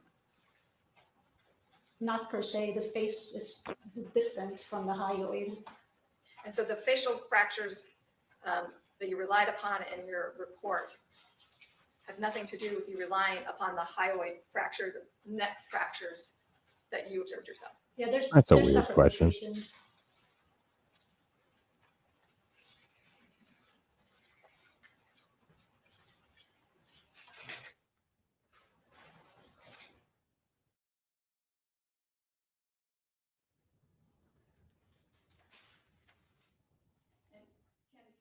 Nose fractures, like you noted in your report, cause death? Go to the microphone, you Not per asshole. se, but it's just, we were just documenting the injuries that Dr. Agnew in particular go. identified in that case on the face. How because she was the one who skeletal- examined the skeletal. How of if the skeletal face can per they se. say yes to facial And then the injury? injuries to the neck, So hyoid and thyroid cartilage would be life-threatening I'm not It possibly terribly could. sure. and lead to death. It could possibly, yes. Oh, that's one hell of a stretch. No big deal. Okay, jury's gonna ask questions, so I'm gonna ask if they have any questions and we'll address it. So this is really interesting with the state of Ohio. They actually allow the jury to ask questions. We'll do. So the jury will write in questions, the attorneys will discuss them, and then the witness will answer questions directly from the jury. And this goes for every single witness in Ohio. So, shit, I went too far. There we go. relates to OSU on October 2nd? No, except for going back and collecting some of the bony structures of the feet and the molars, which was done at the end of the autopsy. We did not examine the body at all afterwards. We just sent it directly to OSU after it was coordinated. In cases of your examinations of bodies and conditions like were present in this particular case, is it standard or normal procedure to do the posts in one day? Yes, it depends on the case. Sometimes I do have to go back and examine some other things, depending on if I get additional information or if there's something I want to look at a little closely. So it varies. It's hard to say. Each case is a little different. They vary from one to another.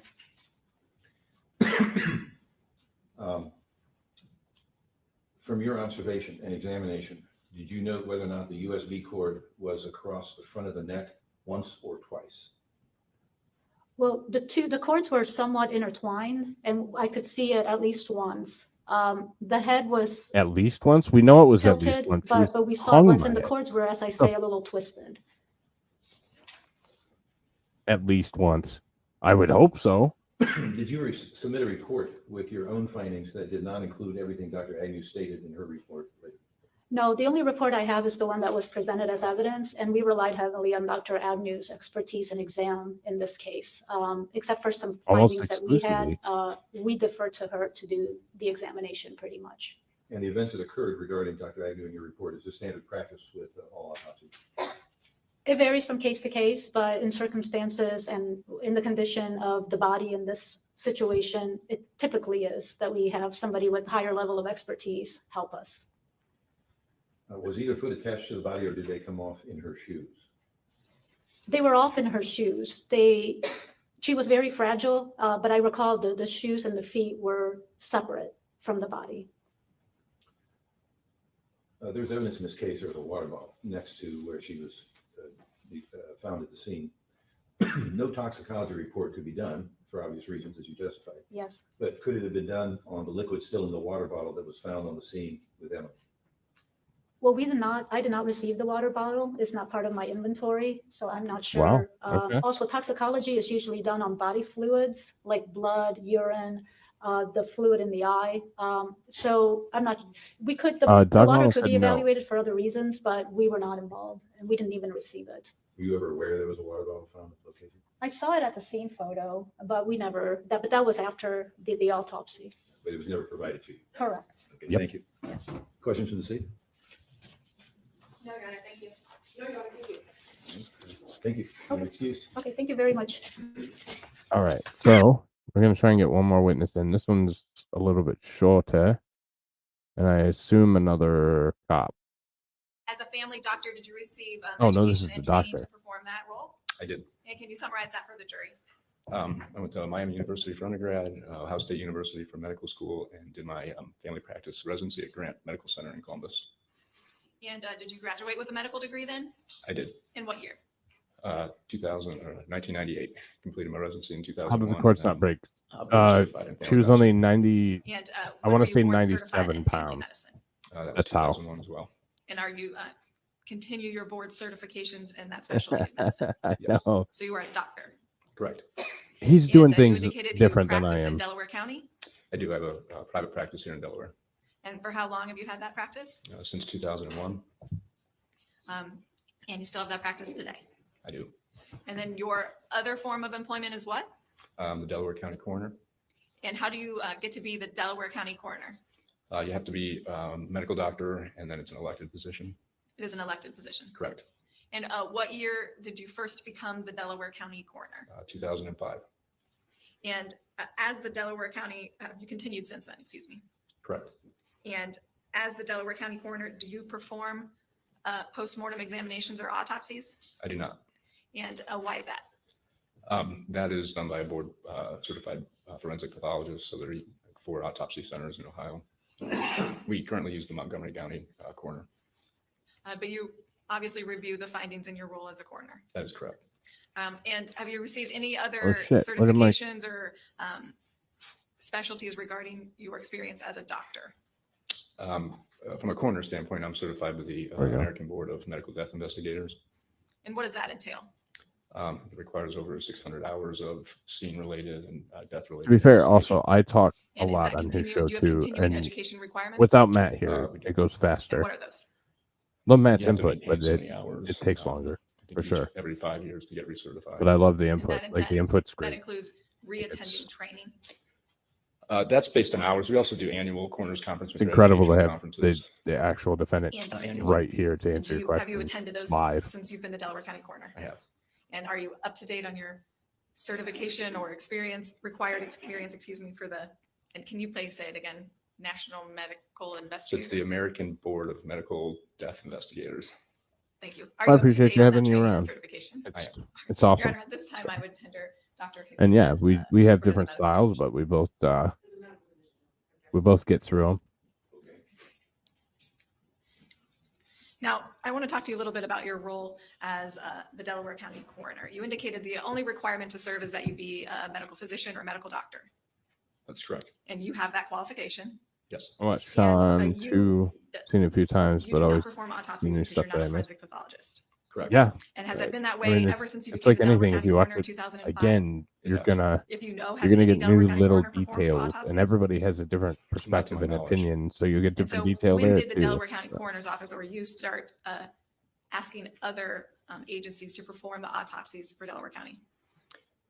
I mean, not in the modern era. Has been a local family doctor that's done autopsies. So when I started in 2005, I know my process Go was see has the link. Franklin County. I used Franklin County in I the don't past, and currently know use if he's Montgomery going to show up or County, not. but, So, it's probably been a long time since we have not used an outside autopsy facility. but he has the link. And So if he wants to how jump in, often he's or how welcome long, to. strike that. How long has the Delaware County Coroner's Office used the Montgomery County Coroner's Office to perform autopsies? I believe it's been the last. Shit, 7 usually years, he's here before I approximately. am. So just hanging out, waiting for me. I know that surprises no one. Now, who But determines if a postmortem examination on a body in Delaware County will be done? Do you mean an autopsy? Yes, Yes, I do. you do. Correct. And when there is a dead body in Delaware County, does your office respond to the scene? Yes. Do you personally? Not always. We have a team, so we have investigators.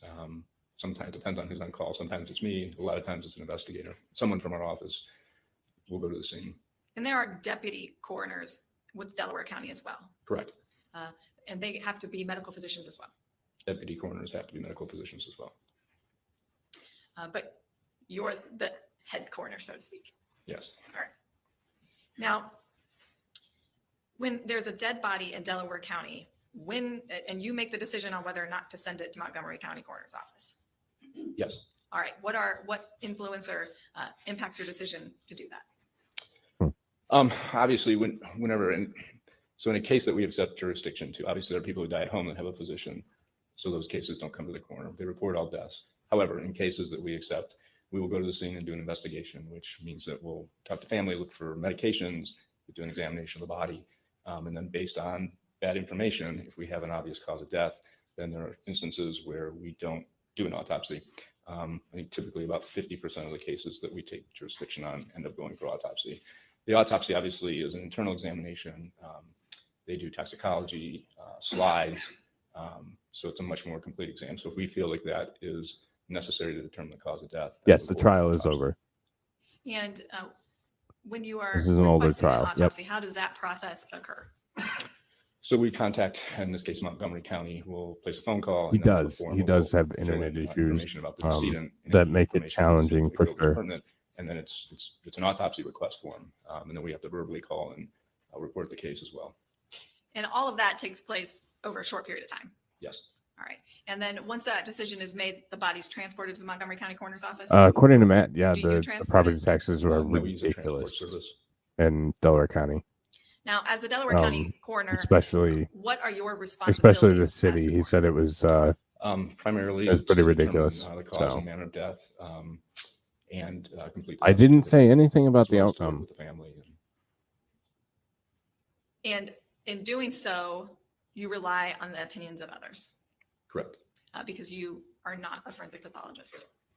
Correct. In cases where we require an autopsy, then we use the autopsy as a guide as well. But if you did not order an autopsy, is it your responsibility to give a cause or manner of death? Yes, And you can do that based on your training and experience. correct. When we use the words cause of death, what does that mean in coroner's world? It's the ultimate, what initiated the death from a physiologic standpoint. So what happened to the body that caused the death? And what do you rely upon in rendering a cause of death? So again, we'll go to the scene and examine the body and do an external examination. There are cases where we don't do autopsies, where we draw blood and do toxicology. We obtain medical records if they're available. We'll talk to family. In some cases, there were people actually in the home when the person dies. So we gather all that information, and sometimes that's enough to render a cause of death.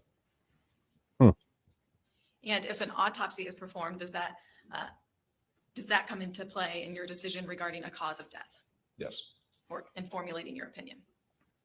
Yes. And when we use the word manner of death, what does that mean? So the manner is whether it's natural, whether it's accidental, whether it's a suicide or a homicide. So it's really the classification. And what do you hear consider kind of this informing dance with that every opinion? murder. And I haven't heard somebody Typically, say once you it have the in a cause of great death and way the yet. circumstances surrounding the cause of death, then you can classify it as to which manner it was. And what are the circumstances that you consider? I mean, again, it's really the whole picture. It's the person's past medical history, the events occurred around the time of the death, the body itself. If we do an autopsy, the autopsy findings, toxicology.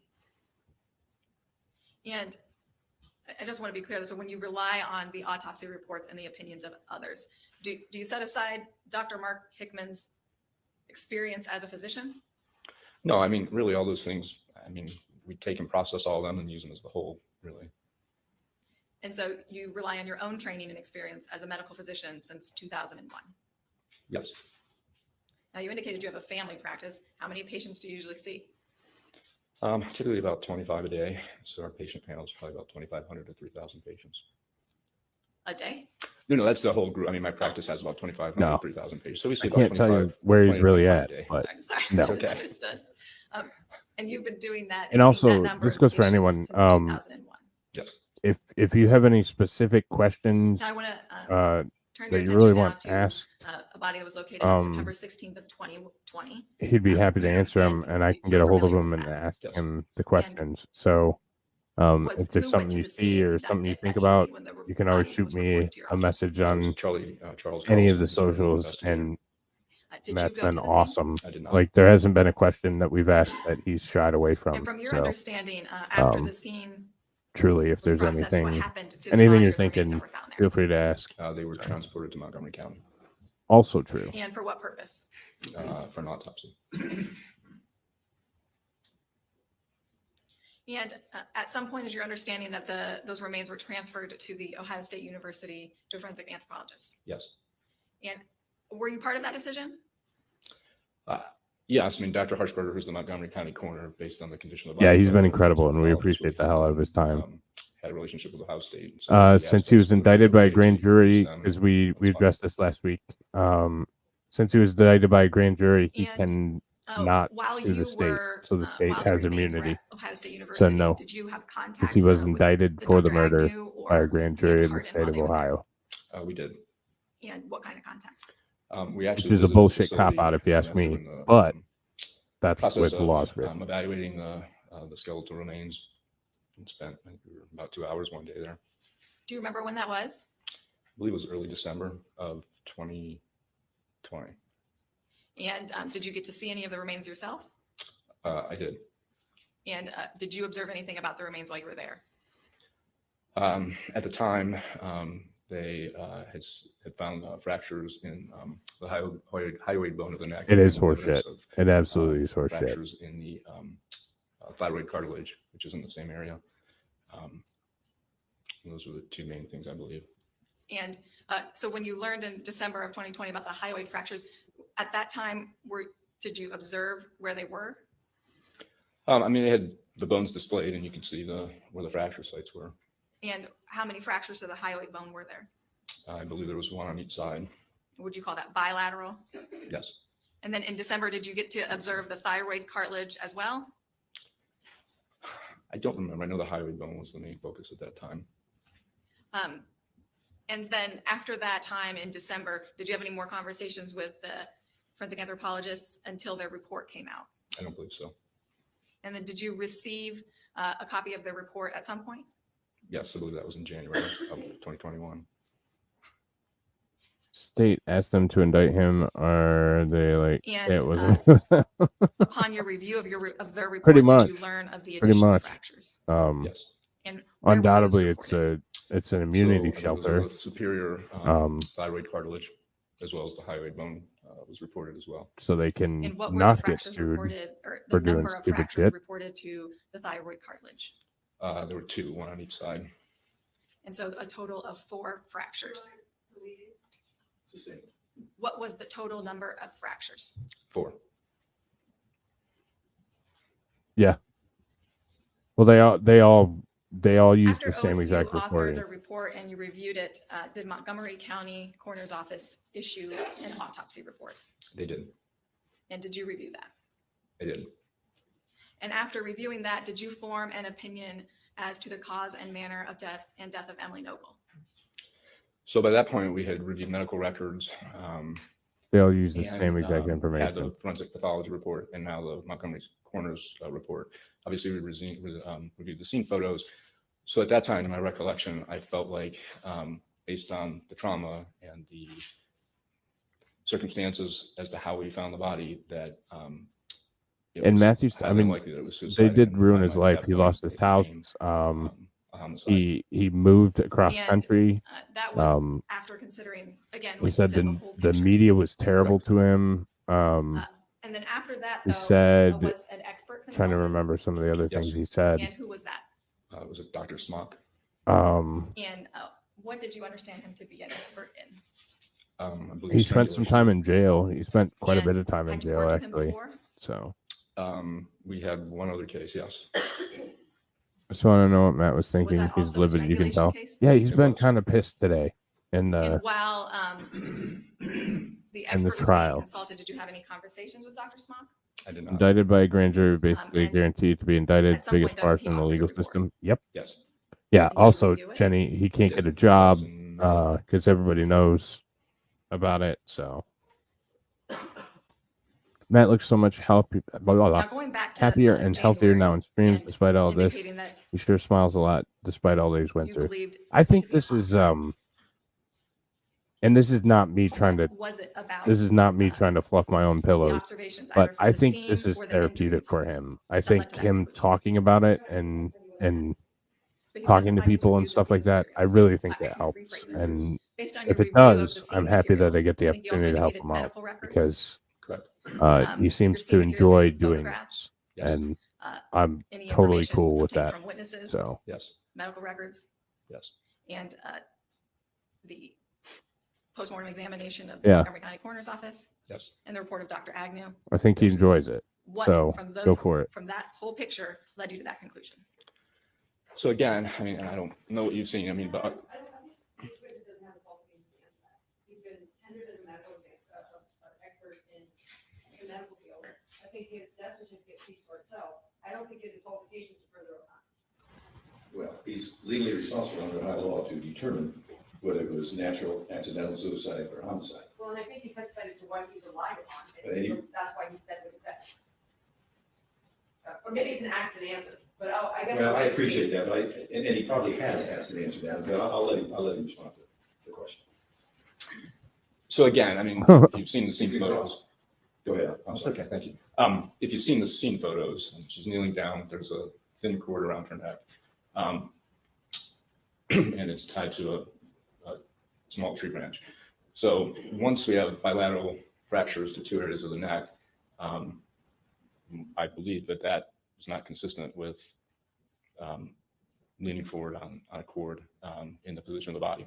So at that point, my belief again was that there had to be significant force placed to cause those fractures in the areas that they were in that were not consistent with how the body was found. And so since it wasn't suicide at that point and it wasn't clear it wasn't accidental. yes, both I his believe, both again, his son and the his amount wife of trauma committed that would suicide. have to happen to cause the fractures. Relatively close together as well. Have to be inflicted Therefore, it's a homicide. So, yeah, I don't know how he does it. I think he's the strongest Now, man you on the indicated planet. that as part of your 'cause responsibility, I sure as you hell couldn't. have to issue a death certificate. I couldn't Yes. for sure. I think it's pretty inspirational that he's able to 165. continue. Are you familiar with that? Yes. And what is that? It is the death certificate for Emily Noble. And is that, well, it's a certified copy, so it doesn't matter. Is that, though, to the best of your recollection, the death certificate that you filled out for Emily Noble? It is. Permission to publish to the jury? One moment.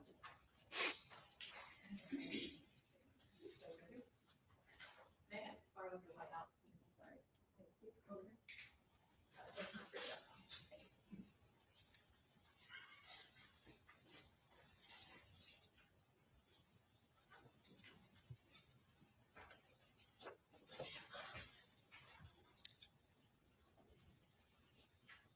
All right, again, the name at the top of the death certificate. Emily Ann Noble.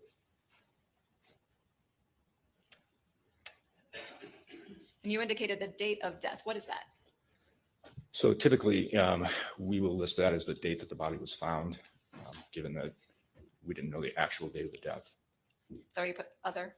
Correct. Other, but you know when the body was found. That was pretty well documented. What is this? It was the date that the death certificate was filed. What is this? Again, it was the date that the body was found and therefore pronounced. So it was a year to the day that you issued the death certificate from when her remains were found. Correct. Did you do that on purpose?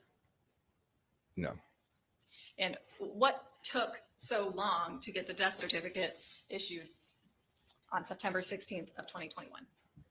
So once the reports were in January, and then the final report was Dr. Smock's in May, at that point, I, in my mind, knew I was going to fill this out. The problem was, and this is a technicality, but basically because she was at Ohio State, for us to file the death certificate, it actually has to be initiated by a funeral home.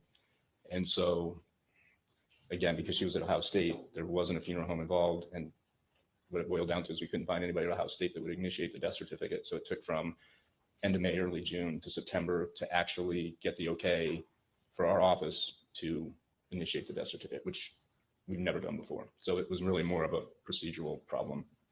So when you say you've never done before, meaning you've just never had that paperwork nightmare before? Well, in the past, I mean, we've always had a death certificate initiated by a funeral home. And in this case, there wasn't a funeral home, so we had to work with the channels at Ohio State, and just couldn't find anybody who would do that. So finally, long story short, they said, well, in this case, the coroner's office can actually initiate the death certificate. Yep. And once that was, Absolutely. once we knew that, then we filed it. Let's review the findings.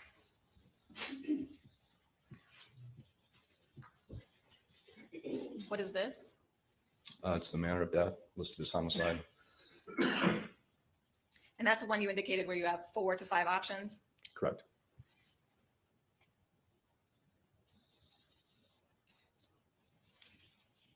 What is, whoops, that's terrible.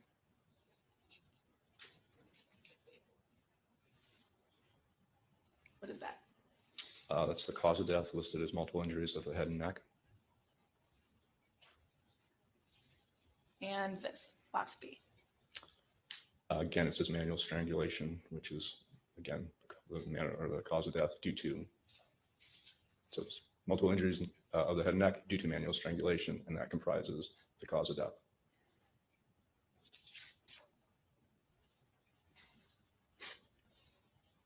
Thank you, Your Honor, nothing further.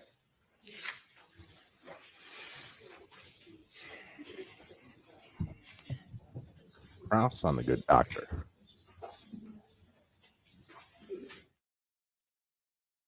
Maybe.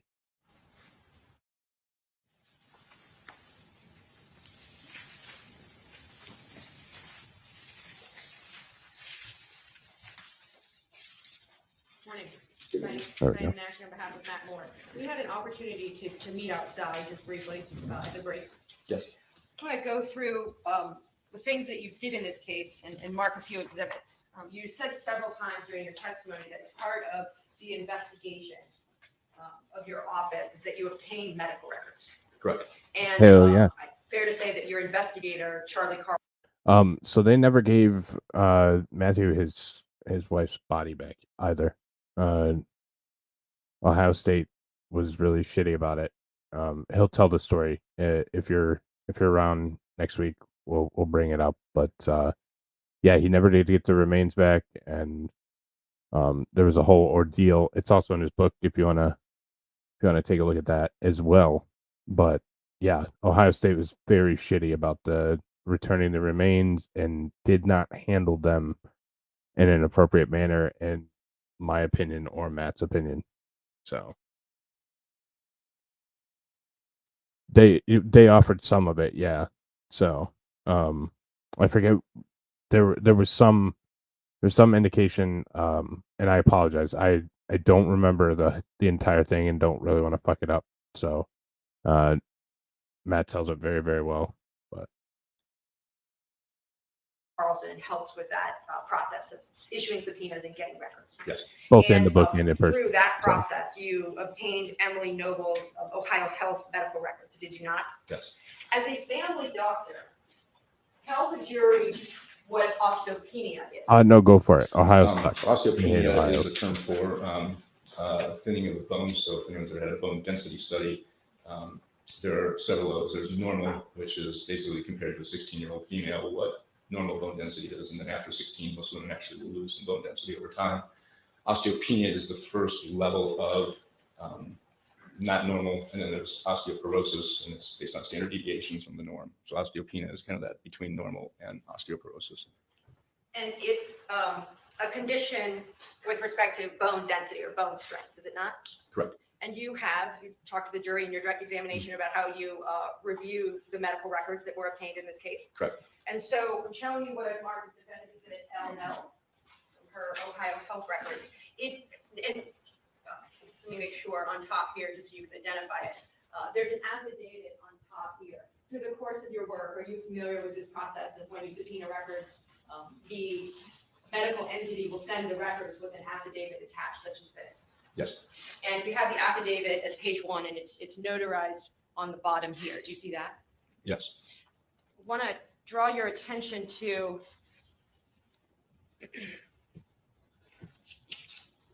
it's technically page 68 of 71 in the records, but it's marked as page 1 here. Let me zoom in. Would you agree that this record is from 2008, November of 2008? Yes. And so if it's 2022, let me measure from 2020.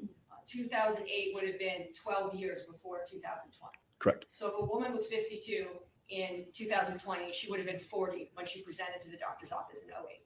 Correct. I want to scoot it up here.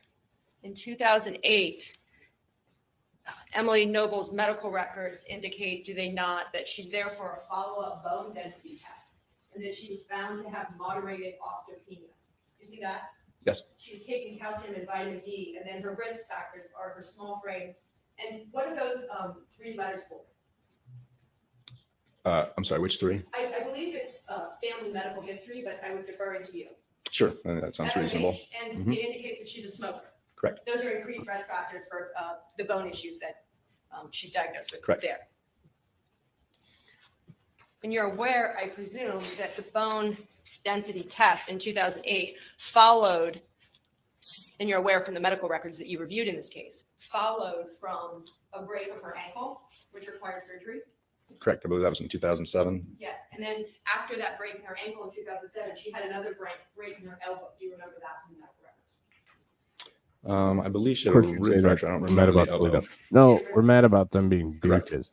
They can And have in the Toledo. surgery Toledo's for garbage. the, It's ankle, turned if you into recall, she had pins. Actually, standard she had Ohio a at this plasma point. in there. Yes. Plus, we got the UP out of the deal, which is And then more just also, as a result of your work much in this more case, and I'll just beautiful show and you, productive. you obtained, was it your office that obtained the mental health records, or was it Westerville Police Department?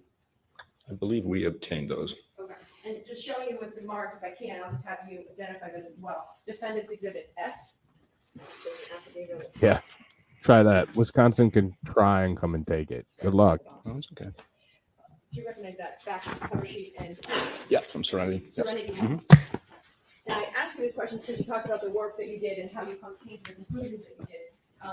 You know, do you not, that Emily Noble was going to counseling as of August of 2019, Yes, and that her presenting problem was that she had recently suffered a tragic loss and was traumatized by the death and loss. The presenting problem went on to say, sure, let me show the records. Sure. Well, you reviewed them in the course of your findings and conclusions. I did. So I just want to go over them. This paragraph. Sidebar, please, regarding this reference. Okay. And as we get further into this, we're gonna start seeing it pick up a little bit. The kind of vitriolic. Oops, I went too far. Difficulty focusing, making decisions, feels sad. The empty, vitriolic guilt, and the has sleep hatred disturbance, kind of early picks up waking, here. trouble, UP falling is the asleep Upper without Peninsula of medication, Michigan. strange lucid dreams, easily startled, intrusive memories, loss of interest in activities, loss of energy, and is paranoid about her husband's well-being. Do you see that? Do. And then the counseling records go on. She goes to counseling a number of times between August and then let me get to this. Yeah, I saw that earlier, Stinge. You get to, she stops counseling altogether, does she not, at the end of 2019? I believe January of 2020 was her last visit. Is that right? We were discussing this earlier, we being UP should be a separate. It should be the last record 51st. in the group, That's a different conversation for a in the different group day. of papers indicates January 8th, 2020, and it says patient discontinued services. Is that right? It does. I just want to make clear though for the jury when they have it, that it appears the presenting problem, right, is the same presenting problem on August 16th of 2019 and on January 8th of 2020. Do you see that? I do. Happy to approach if you ever want me to. And those records were 43-page facts. I reviewed all those visits. Yes. You what? I said I read all those visits. Yes. Okay. And then I just want to make sure then that you also read the counseling notes from August 16th, where she stated she was depressed in 2021 and had counseling and didn't find it helpful. She attended grief counseling after her first husband died in 2011. And then the trauma history. Client's son died by suicide in July of 2019 and still in shock, starting to experience depression. And you remember reviewing that in the work that you did in this case? I do. Yes. And I think there were also her family doctor had records that kind of alluded to that and talked about treatment as well. And those were in her medical records. I think of Dr. Brennan. Does that sound right? I believe so. Brennan Henriquez. See, and they say that, oh, I read all these pages. No, they didn't. They briefly thumbed through very quickly. And also, They just don't have time to you read did through not all. issue a report in this case? It's not realistic. I'm sorry, what kind of report? Any report, other than the death certificate. Correct. I mean, we have an internal coroner's report, but our official report is the death certificate. And you review the internal coroner's report. Do you not? Yes. And in this case, the internal report is 4 pages long. Let me know if I need to approach, if I may. Hey, you can. Yes, And that appears to be the internal report. correct. And it's sort of, I think on direct, you were asked about, you're sort of the head guy in the office. I guess. You review the work that's done by others, and certainly you review the internal report. And if there's any inaccuracies or addendums, you would certainly make sure that those were made. Yes. So just want to go through the timeline here. The remains were found on September 16th of 2020. Correct. You were not at the scene. I was actually out of town that week, so I was not physically in Columbus. So the whole week you were gone. Charlie was there though. Correct. And Charlie is not a doctor. Correct. He used to be I think he used to be a cop or a detective. Mhm. And he's worked for your office now just, I think, 2 years since 19 maybe? Yeah, I think it's more like 3, but yeah. Okay. Mhm. September 16th, remains are found. Remains are, they're taken to the Montgomery County Coroner's Office, who does an initial intake, takes some photographs, and then on October 2nd, the remains are taken to Ohio State University. That sounds correct. And then you testified that sometime in December, you went to Ohio State to look at the, and you met with Dr. Agnew and Dr. Harding. Do you remember that exact date? I believe I have it written down if I'm able to look at. Absolutely. I believe it's Awesome, December, Aaron. like I said. Well, I have you tell a me.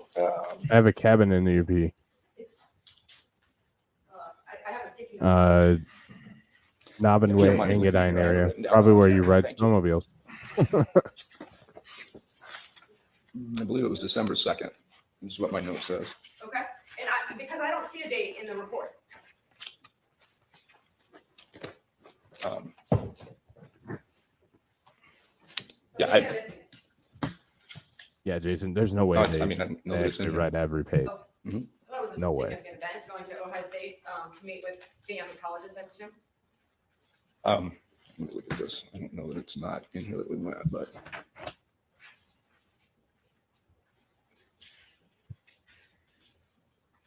Yeah, it's not in our timeline. I mean, really, we had never been to the lab, and part of it was to go down and see the lab, and then at the same time, they were in the process of processing the body. There was no official report done yet.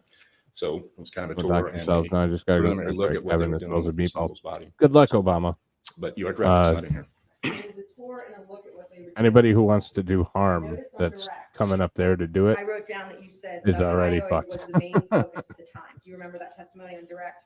Yes. And when you were asked about which fractures Yeah. you saw, you indicated the hyoid bone. That's You true, saw yeah. the fractures in that. Yes. And you were asked about the thyroid cartilage, and that's when you said, and I quote, "The hyoid was the main focus at the time." Do you remember that testimony? We ran out of I gas do. And almost. I don't remember whether at the time they Up pointed out the near, thyroid. I don't know if they hadn't been there yet. Quamina, But at the time, near that was Paradise. the first time that the hyoid bone was clearly broken in 2 places. That's what I remember of the visit. And I'm just going to go from December 2nd because that's your testimony today. So that was on December 2nd. Mhm. You would agree with me that at no point when you were asked on direct about what fractures you saw or didn't see, you didn't mention the left maxilla in your testimony on direct, correct?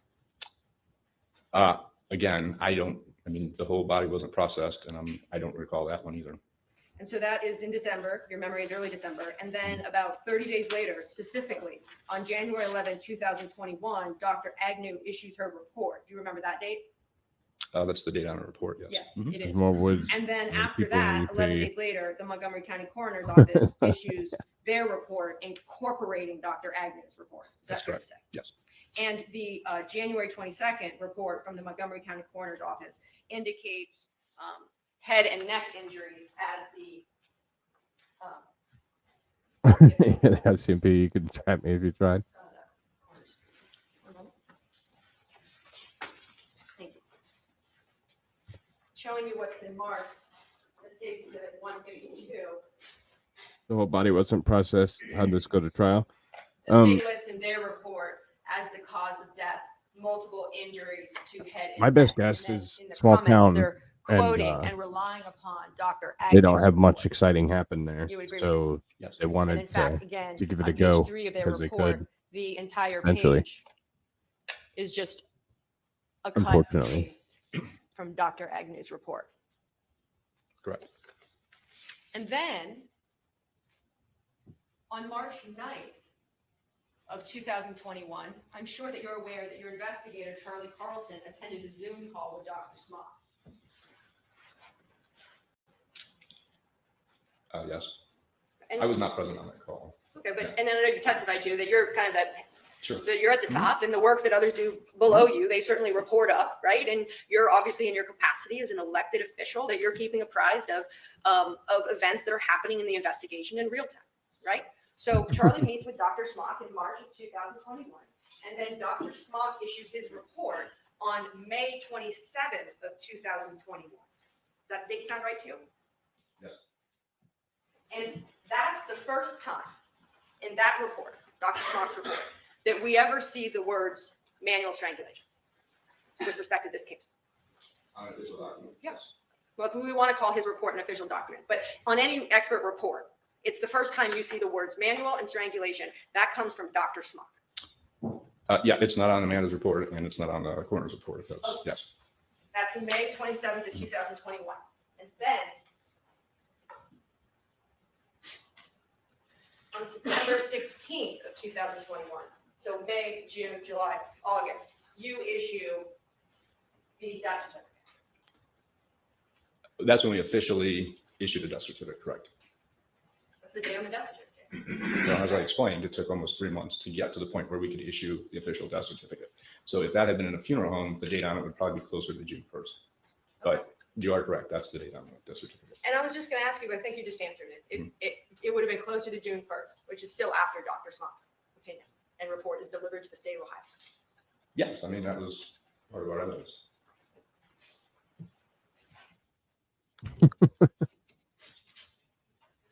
Want to mark an exhibit? Obama, you're in, Off topic, but it's in what I- Ontario and I talked somewhere, about aren't you? outside. Sure. Showing you what's been marked as a defendant's exhibit KK. I just want to show it again to you. Do you recognize that as well? What we talked about in the hall? I'll show it up on the screen. Okay. Oh, That's okay. Your Honor, there's no objection from the state regarding this document. thank you. Thank you. Defendant's exhibit KK. It's a document, and I gave you the opportunity with the prosecutor there to review this prior to your testimony. This is a controlled substance examination. Would you agree with me on that? Yes. And it indicates on the report that Thunder Bay? one sealed Okay. plastic tube I know Thunder Bay. containing a peach liquid was submitted for testing. Correct. And then if we go to page, it's actually one of two. Not as It's bad as technically the Sarnia. third page. That peach liquid, the results are what? It says the specimen contains 6.3% alcohol by volume. The specimen contains 6.3% alcohol by volume. Correct. And then I want to just make sure it says here is to just up here again to orient you. Sorry to go back to this, but I just want to be clear about this. It's received sealed specimen bottle containing liquid. Do you see that? Yes. Nothing further. Thank you. One moment, please.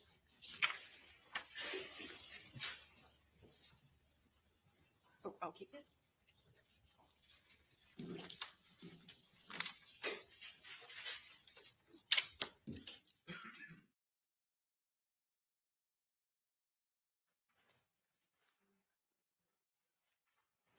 I think they actually go pretty quick with jury question. Oh, they're gonna.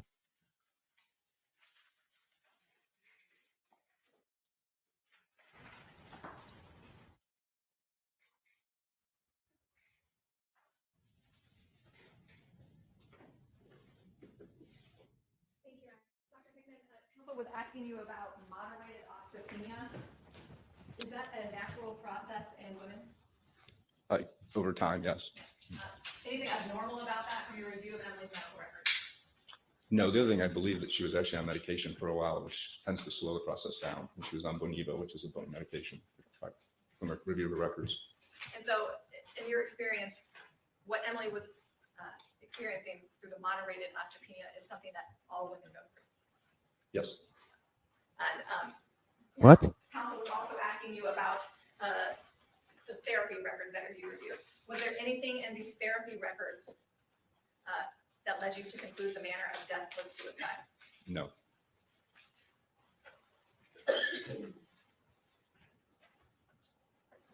Actually, I'm going to put up one of the visits from October 30th of 2019. This is getting towards the end where we know services were terminated, right? Correct. Just go ahead and report what Emily told the therapist then. It says client reported she was feeling good but tired. She stated she was sleeping better, work is going well, and that 6 hours worked out well for her transition back to work. Client reported she was happy to make new connections at work as well as connect with old friends, coworkers, will wear headphones/earbuds if she needs to block out distracting sounds and is easing back into her workload. She stated is maintaining her yoga and meditation practice and feeling more confident in her husband's ability to cope and grieve. Client shared about her other interests that bring her joy, peace, and balance, such as gardening and eating healthy. And then again, November 4th of 2009. Whoops, here, I'll put that up there. November 4th, see that at the top? Yes. All right. And again, what did Emily report to the therapist then? It says client reported she was feeling tired after working and worried about her husband. Client reported she was functioning well as evidenced by improved ability to sleep more restfully, manage emotions and reactions. Concentration has improved. Client stated she continues to use her coping skills and feels confident in her ability to heal herself through clean eating, clean water, yoga, meditation, nature, and connecting with others. client reported she also feels ready to return to full-time.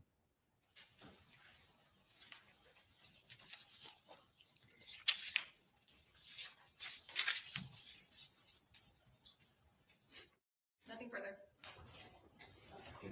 Yes, Your Honor, if I could just have a moment.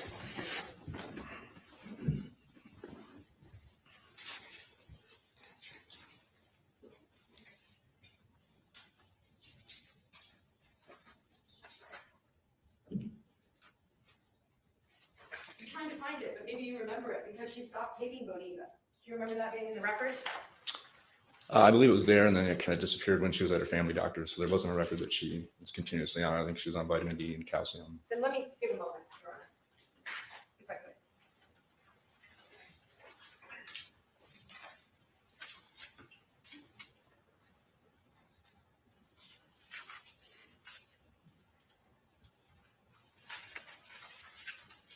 See, he looks slimy Can't search here. the term because it's a PDF. The doctor. Like, you know, he threw in the she's on medication for a jab, and then he's deceptive coming the other way The back. records from Just looks bad.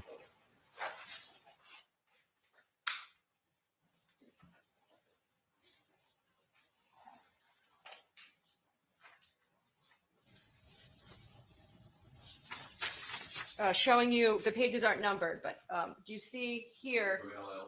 They are, Your Honor, thank you. Just to orient here, the date of the visit was October 14th, 2013. Do you see that? And removed medications at the bottom. What does it say there? Thank you. Nothing further. All right, any gentlemen, any questions for this witness? Please prepare them. Follow the usual routine. All right, so again, now we're getting those jury questions, so the jury's allowed to ask questions of the witness. They do go through the judge and both attorneys. I don't know what kind of power the attorneys have to veto. So we'll see.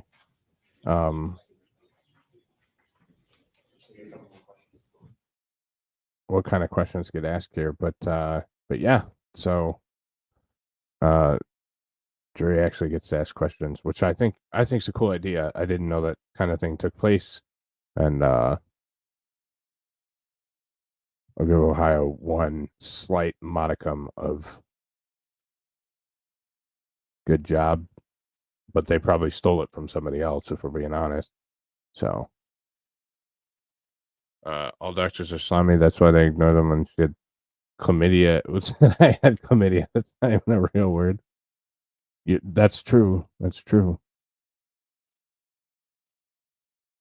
To be fair, Shifty Eyes didn't help either. Yeah, he just didn't rub me right. Like I was not a big fan of that specific individual. But the jury asked some great questions too. So,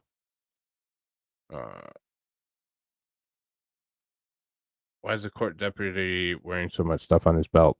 Importance. The more stuff you wear on your duty belt, the more important you feel. I never had that problem because I felt important always because I'm special. Not Obama special, but shit, Biden special, whichever one you are today, but relatively special. So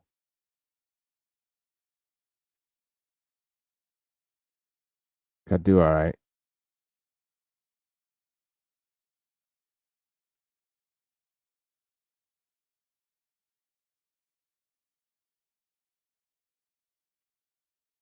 So they must ask a good question. Good question. They're getting a little fiery. And that's the preview for next week. So next week we get into the state has one more witness after this week. So we'll get into that.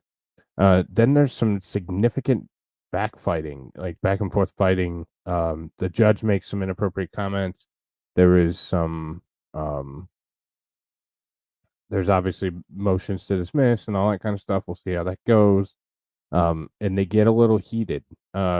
Short stack leprechaun man, he actually kind of storms out and and acts like he's tough.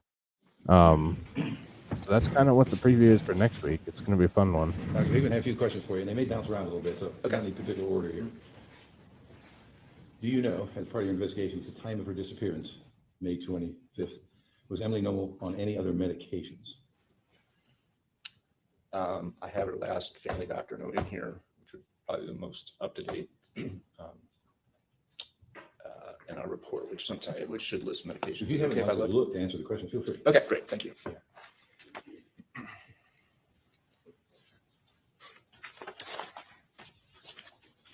And of course, follow-up question is, if there were, could you share what they are? Sure. See, I also don't know if the judge can throw things in too, because it seems at times like he's throwing I don't in believe we had any medications extra from bits. home. Her last family doctor note. Yeah, was Digger. dated October of I'm learning how to 2019, sell myself. So that would have been about Again. 6 months prior. And at the time, Not the same way I went to she was prison for, taking but Klonopin, which is a sleep medication. And that was the only documented prescription medication. So essentially a sleeping pill. Sleeping pill. Correct. Okay. Next question is, there was some testimony that she was taking counseling. Does taking medicine such as calcium improve bone density? It'll stabilize it. So I think if this is osteopenia is important, the one thing to understand is, so bone is kind of like, it's not solid. It's what we call a matrix. And so over time, 16 is kind of the maximum peak bone density for women. It's typically, when we measure it, it's at their long bone. So hip bone, spine, so vertebra. And then over time, that matrix will kind of thin. And it's a different process depending on nutrition, smoking, those sorts of things. So there are medications like Boniva, which prevent the breakdown of bone. So it slows that process. Calcium is the building block for bone, and vitamin D is what helps put bone together. So vitamin D and calcium are what we call bone stabilizers. They do not make bone grow back, but it slows down the thinning of the bone, if you will, whereas the other medications like Boniva actually will slow down the bone loss. Now, you testified about the osteopenia and its effect on bones. Yes. Does that condition impact the thickness of the bones in your face, nose, and cheek? So that's a great question. And that's the other piece is when we study bone loss, it's typically what we call trabecular bone. So again, it's long bones, arms, legs, your vertebra, which form your spinal column. As far as I know in bone, and again, I'm not a bone expert, to my medical knowledge, the bones in your neck and face are not really trabecular bone. And so they typically, I don't believe, undergo the same process. And bone that is cartilage when it starts, like thyroid cartilage, that then turns into bone as you get you're older. not an expert. So shut the hell Yeah, up. I don't believe in the report. When they looked at the bone, it showed that type of bone had shown that it was basically thinning. Thank you. And final question is, we went through a report about the testing of the contents of the bottle, being with an ABV. The question is, would the contents of the bottle have been compromised after being left for so long before testing? Yeah, I don't know that I can answer that. Questions from the state? Oh, yeah, thank you. Defense?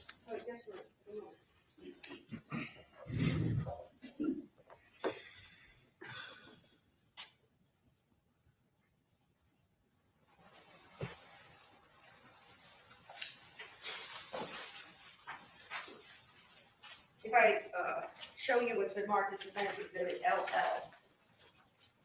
I believe it's the last entry in the Ohio Health Records, and this is in response to the testimony with respect to medication. Reason for visit is medication management.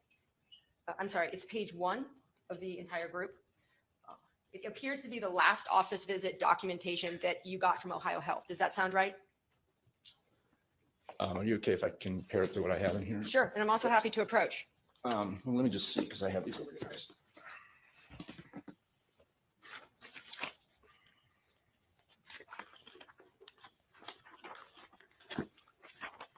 So under the progress note, yours says October 21st. Is that correct? Or if you look at clinical notes, Yep. I'm sorry. yeah. Visit date is right there. October 21st, yeah. So Yep. that's the last one that I have as well. Okay, so I just want to go down here with respect to medication so that we have Mhm. the complete picture. We've Mhm. got the medication management reason for the visit is the difficulty falling asleep, depression, anxiety. Mhm. And this is in October of 2021. And then just, I want to go here with respect to the medication. Patient taking Klonopin at night along with melatonin and Benadryl at times. Do you see that? Yes. and I'm I happy should to. have made you So come on melatonin and tonight. Benadryl Why didn't you obviously say are both something? over-the-counter medications. So Right. again, I just yeah. thought of No, I that. understand that. I just want to be complete about the medications that she was taking, Sure. even if they're Exactly. intermittently during that time period. Mhm. And that's the last medical record that we, from a family perspective, that we have from her. Correct. Thank you, Your Honor. Nothing further. You may sit down, sir. Thank you very much. Thank you.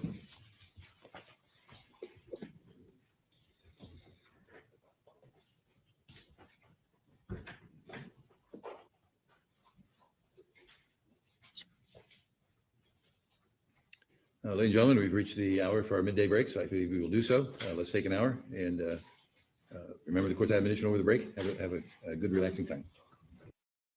All right. So that's where we're gonna. Well, if Dog Mama's still sick next week, I'm gonna need to send you one. But ladies and gentlemen, so that takes us to the end of yet another day. Like I said, so we're all done with that witness. We have a female doctor. I think she's a psychiatrist or something to that effect. But then it gets kind of fiery. So we're gonna get into her, and she is the last issue or the last witness, I believe, for the state. And then we turn to the defense's 1 day of testimony. In fact, we might be switching over. Let me look real quick. Because if we can end that there. Because the judge says something about legal issues. I'm just looking real quick. No, it's definitely one more witness for the state, it appears.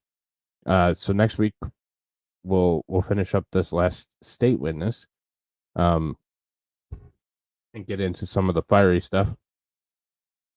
No, I wish it was Dr. Mommy. But after we do that, like I said, it gets a little fiery. There's a little vitriol in the walkout. So now we'll go to the defense case. The defense case is one total day. It's 9 hours, minus the time cut out for lunches and breaks and things of that nature. So another 3 weeks we'll be heading towards the verdict. So 3 or 4 more weeks of trial. Because I only do it 1 day a week, but that's kind of the pathway I was expecting. So, yeah, that's gonna be it for me tonight. Tomorrow, Tension Tuesday, we'll go over the odd happenings in the world and all the tensions around it. We'll wrap up news for the week on Thursday. There is a lot of it. There's a bunch of stuff exploding, catching fire, and blah blah blah. Yeah. Well, it would be 4, but this is week 10.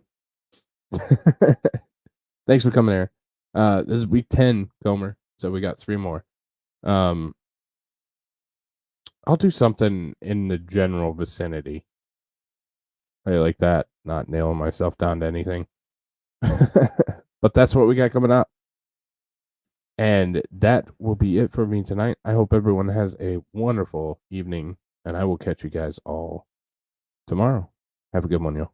Bye-bye.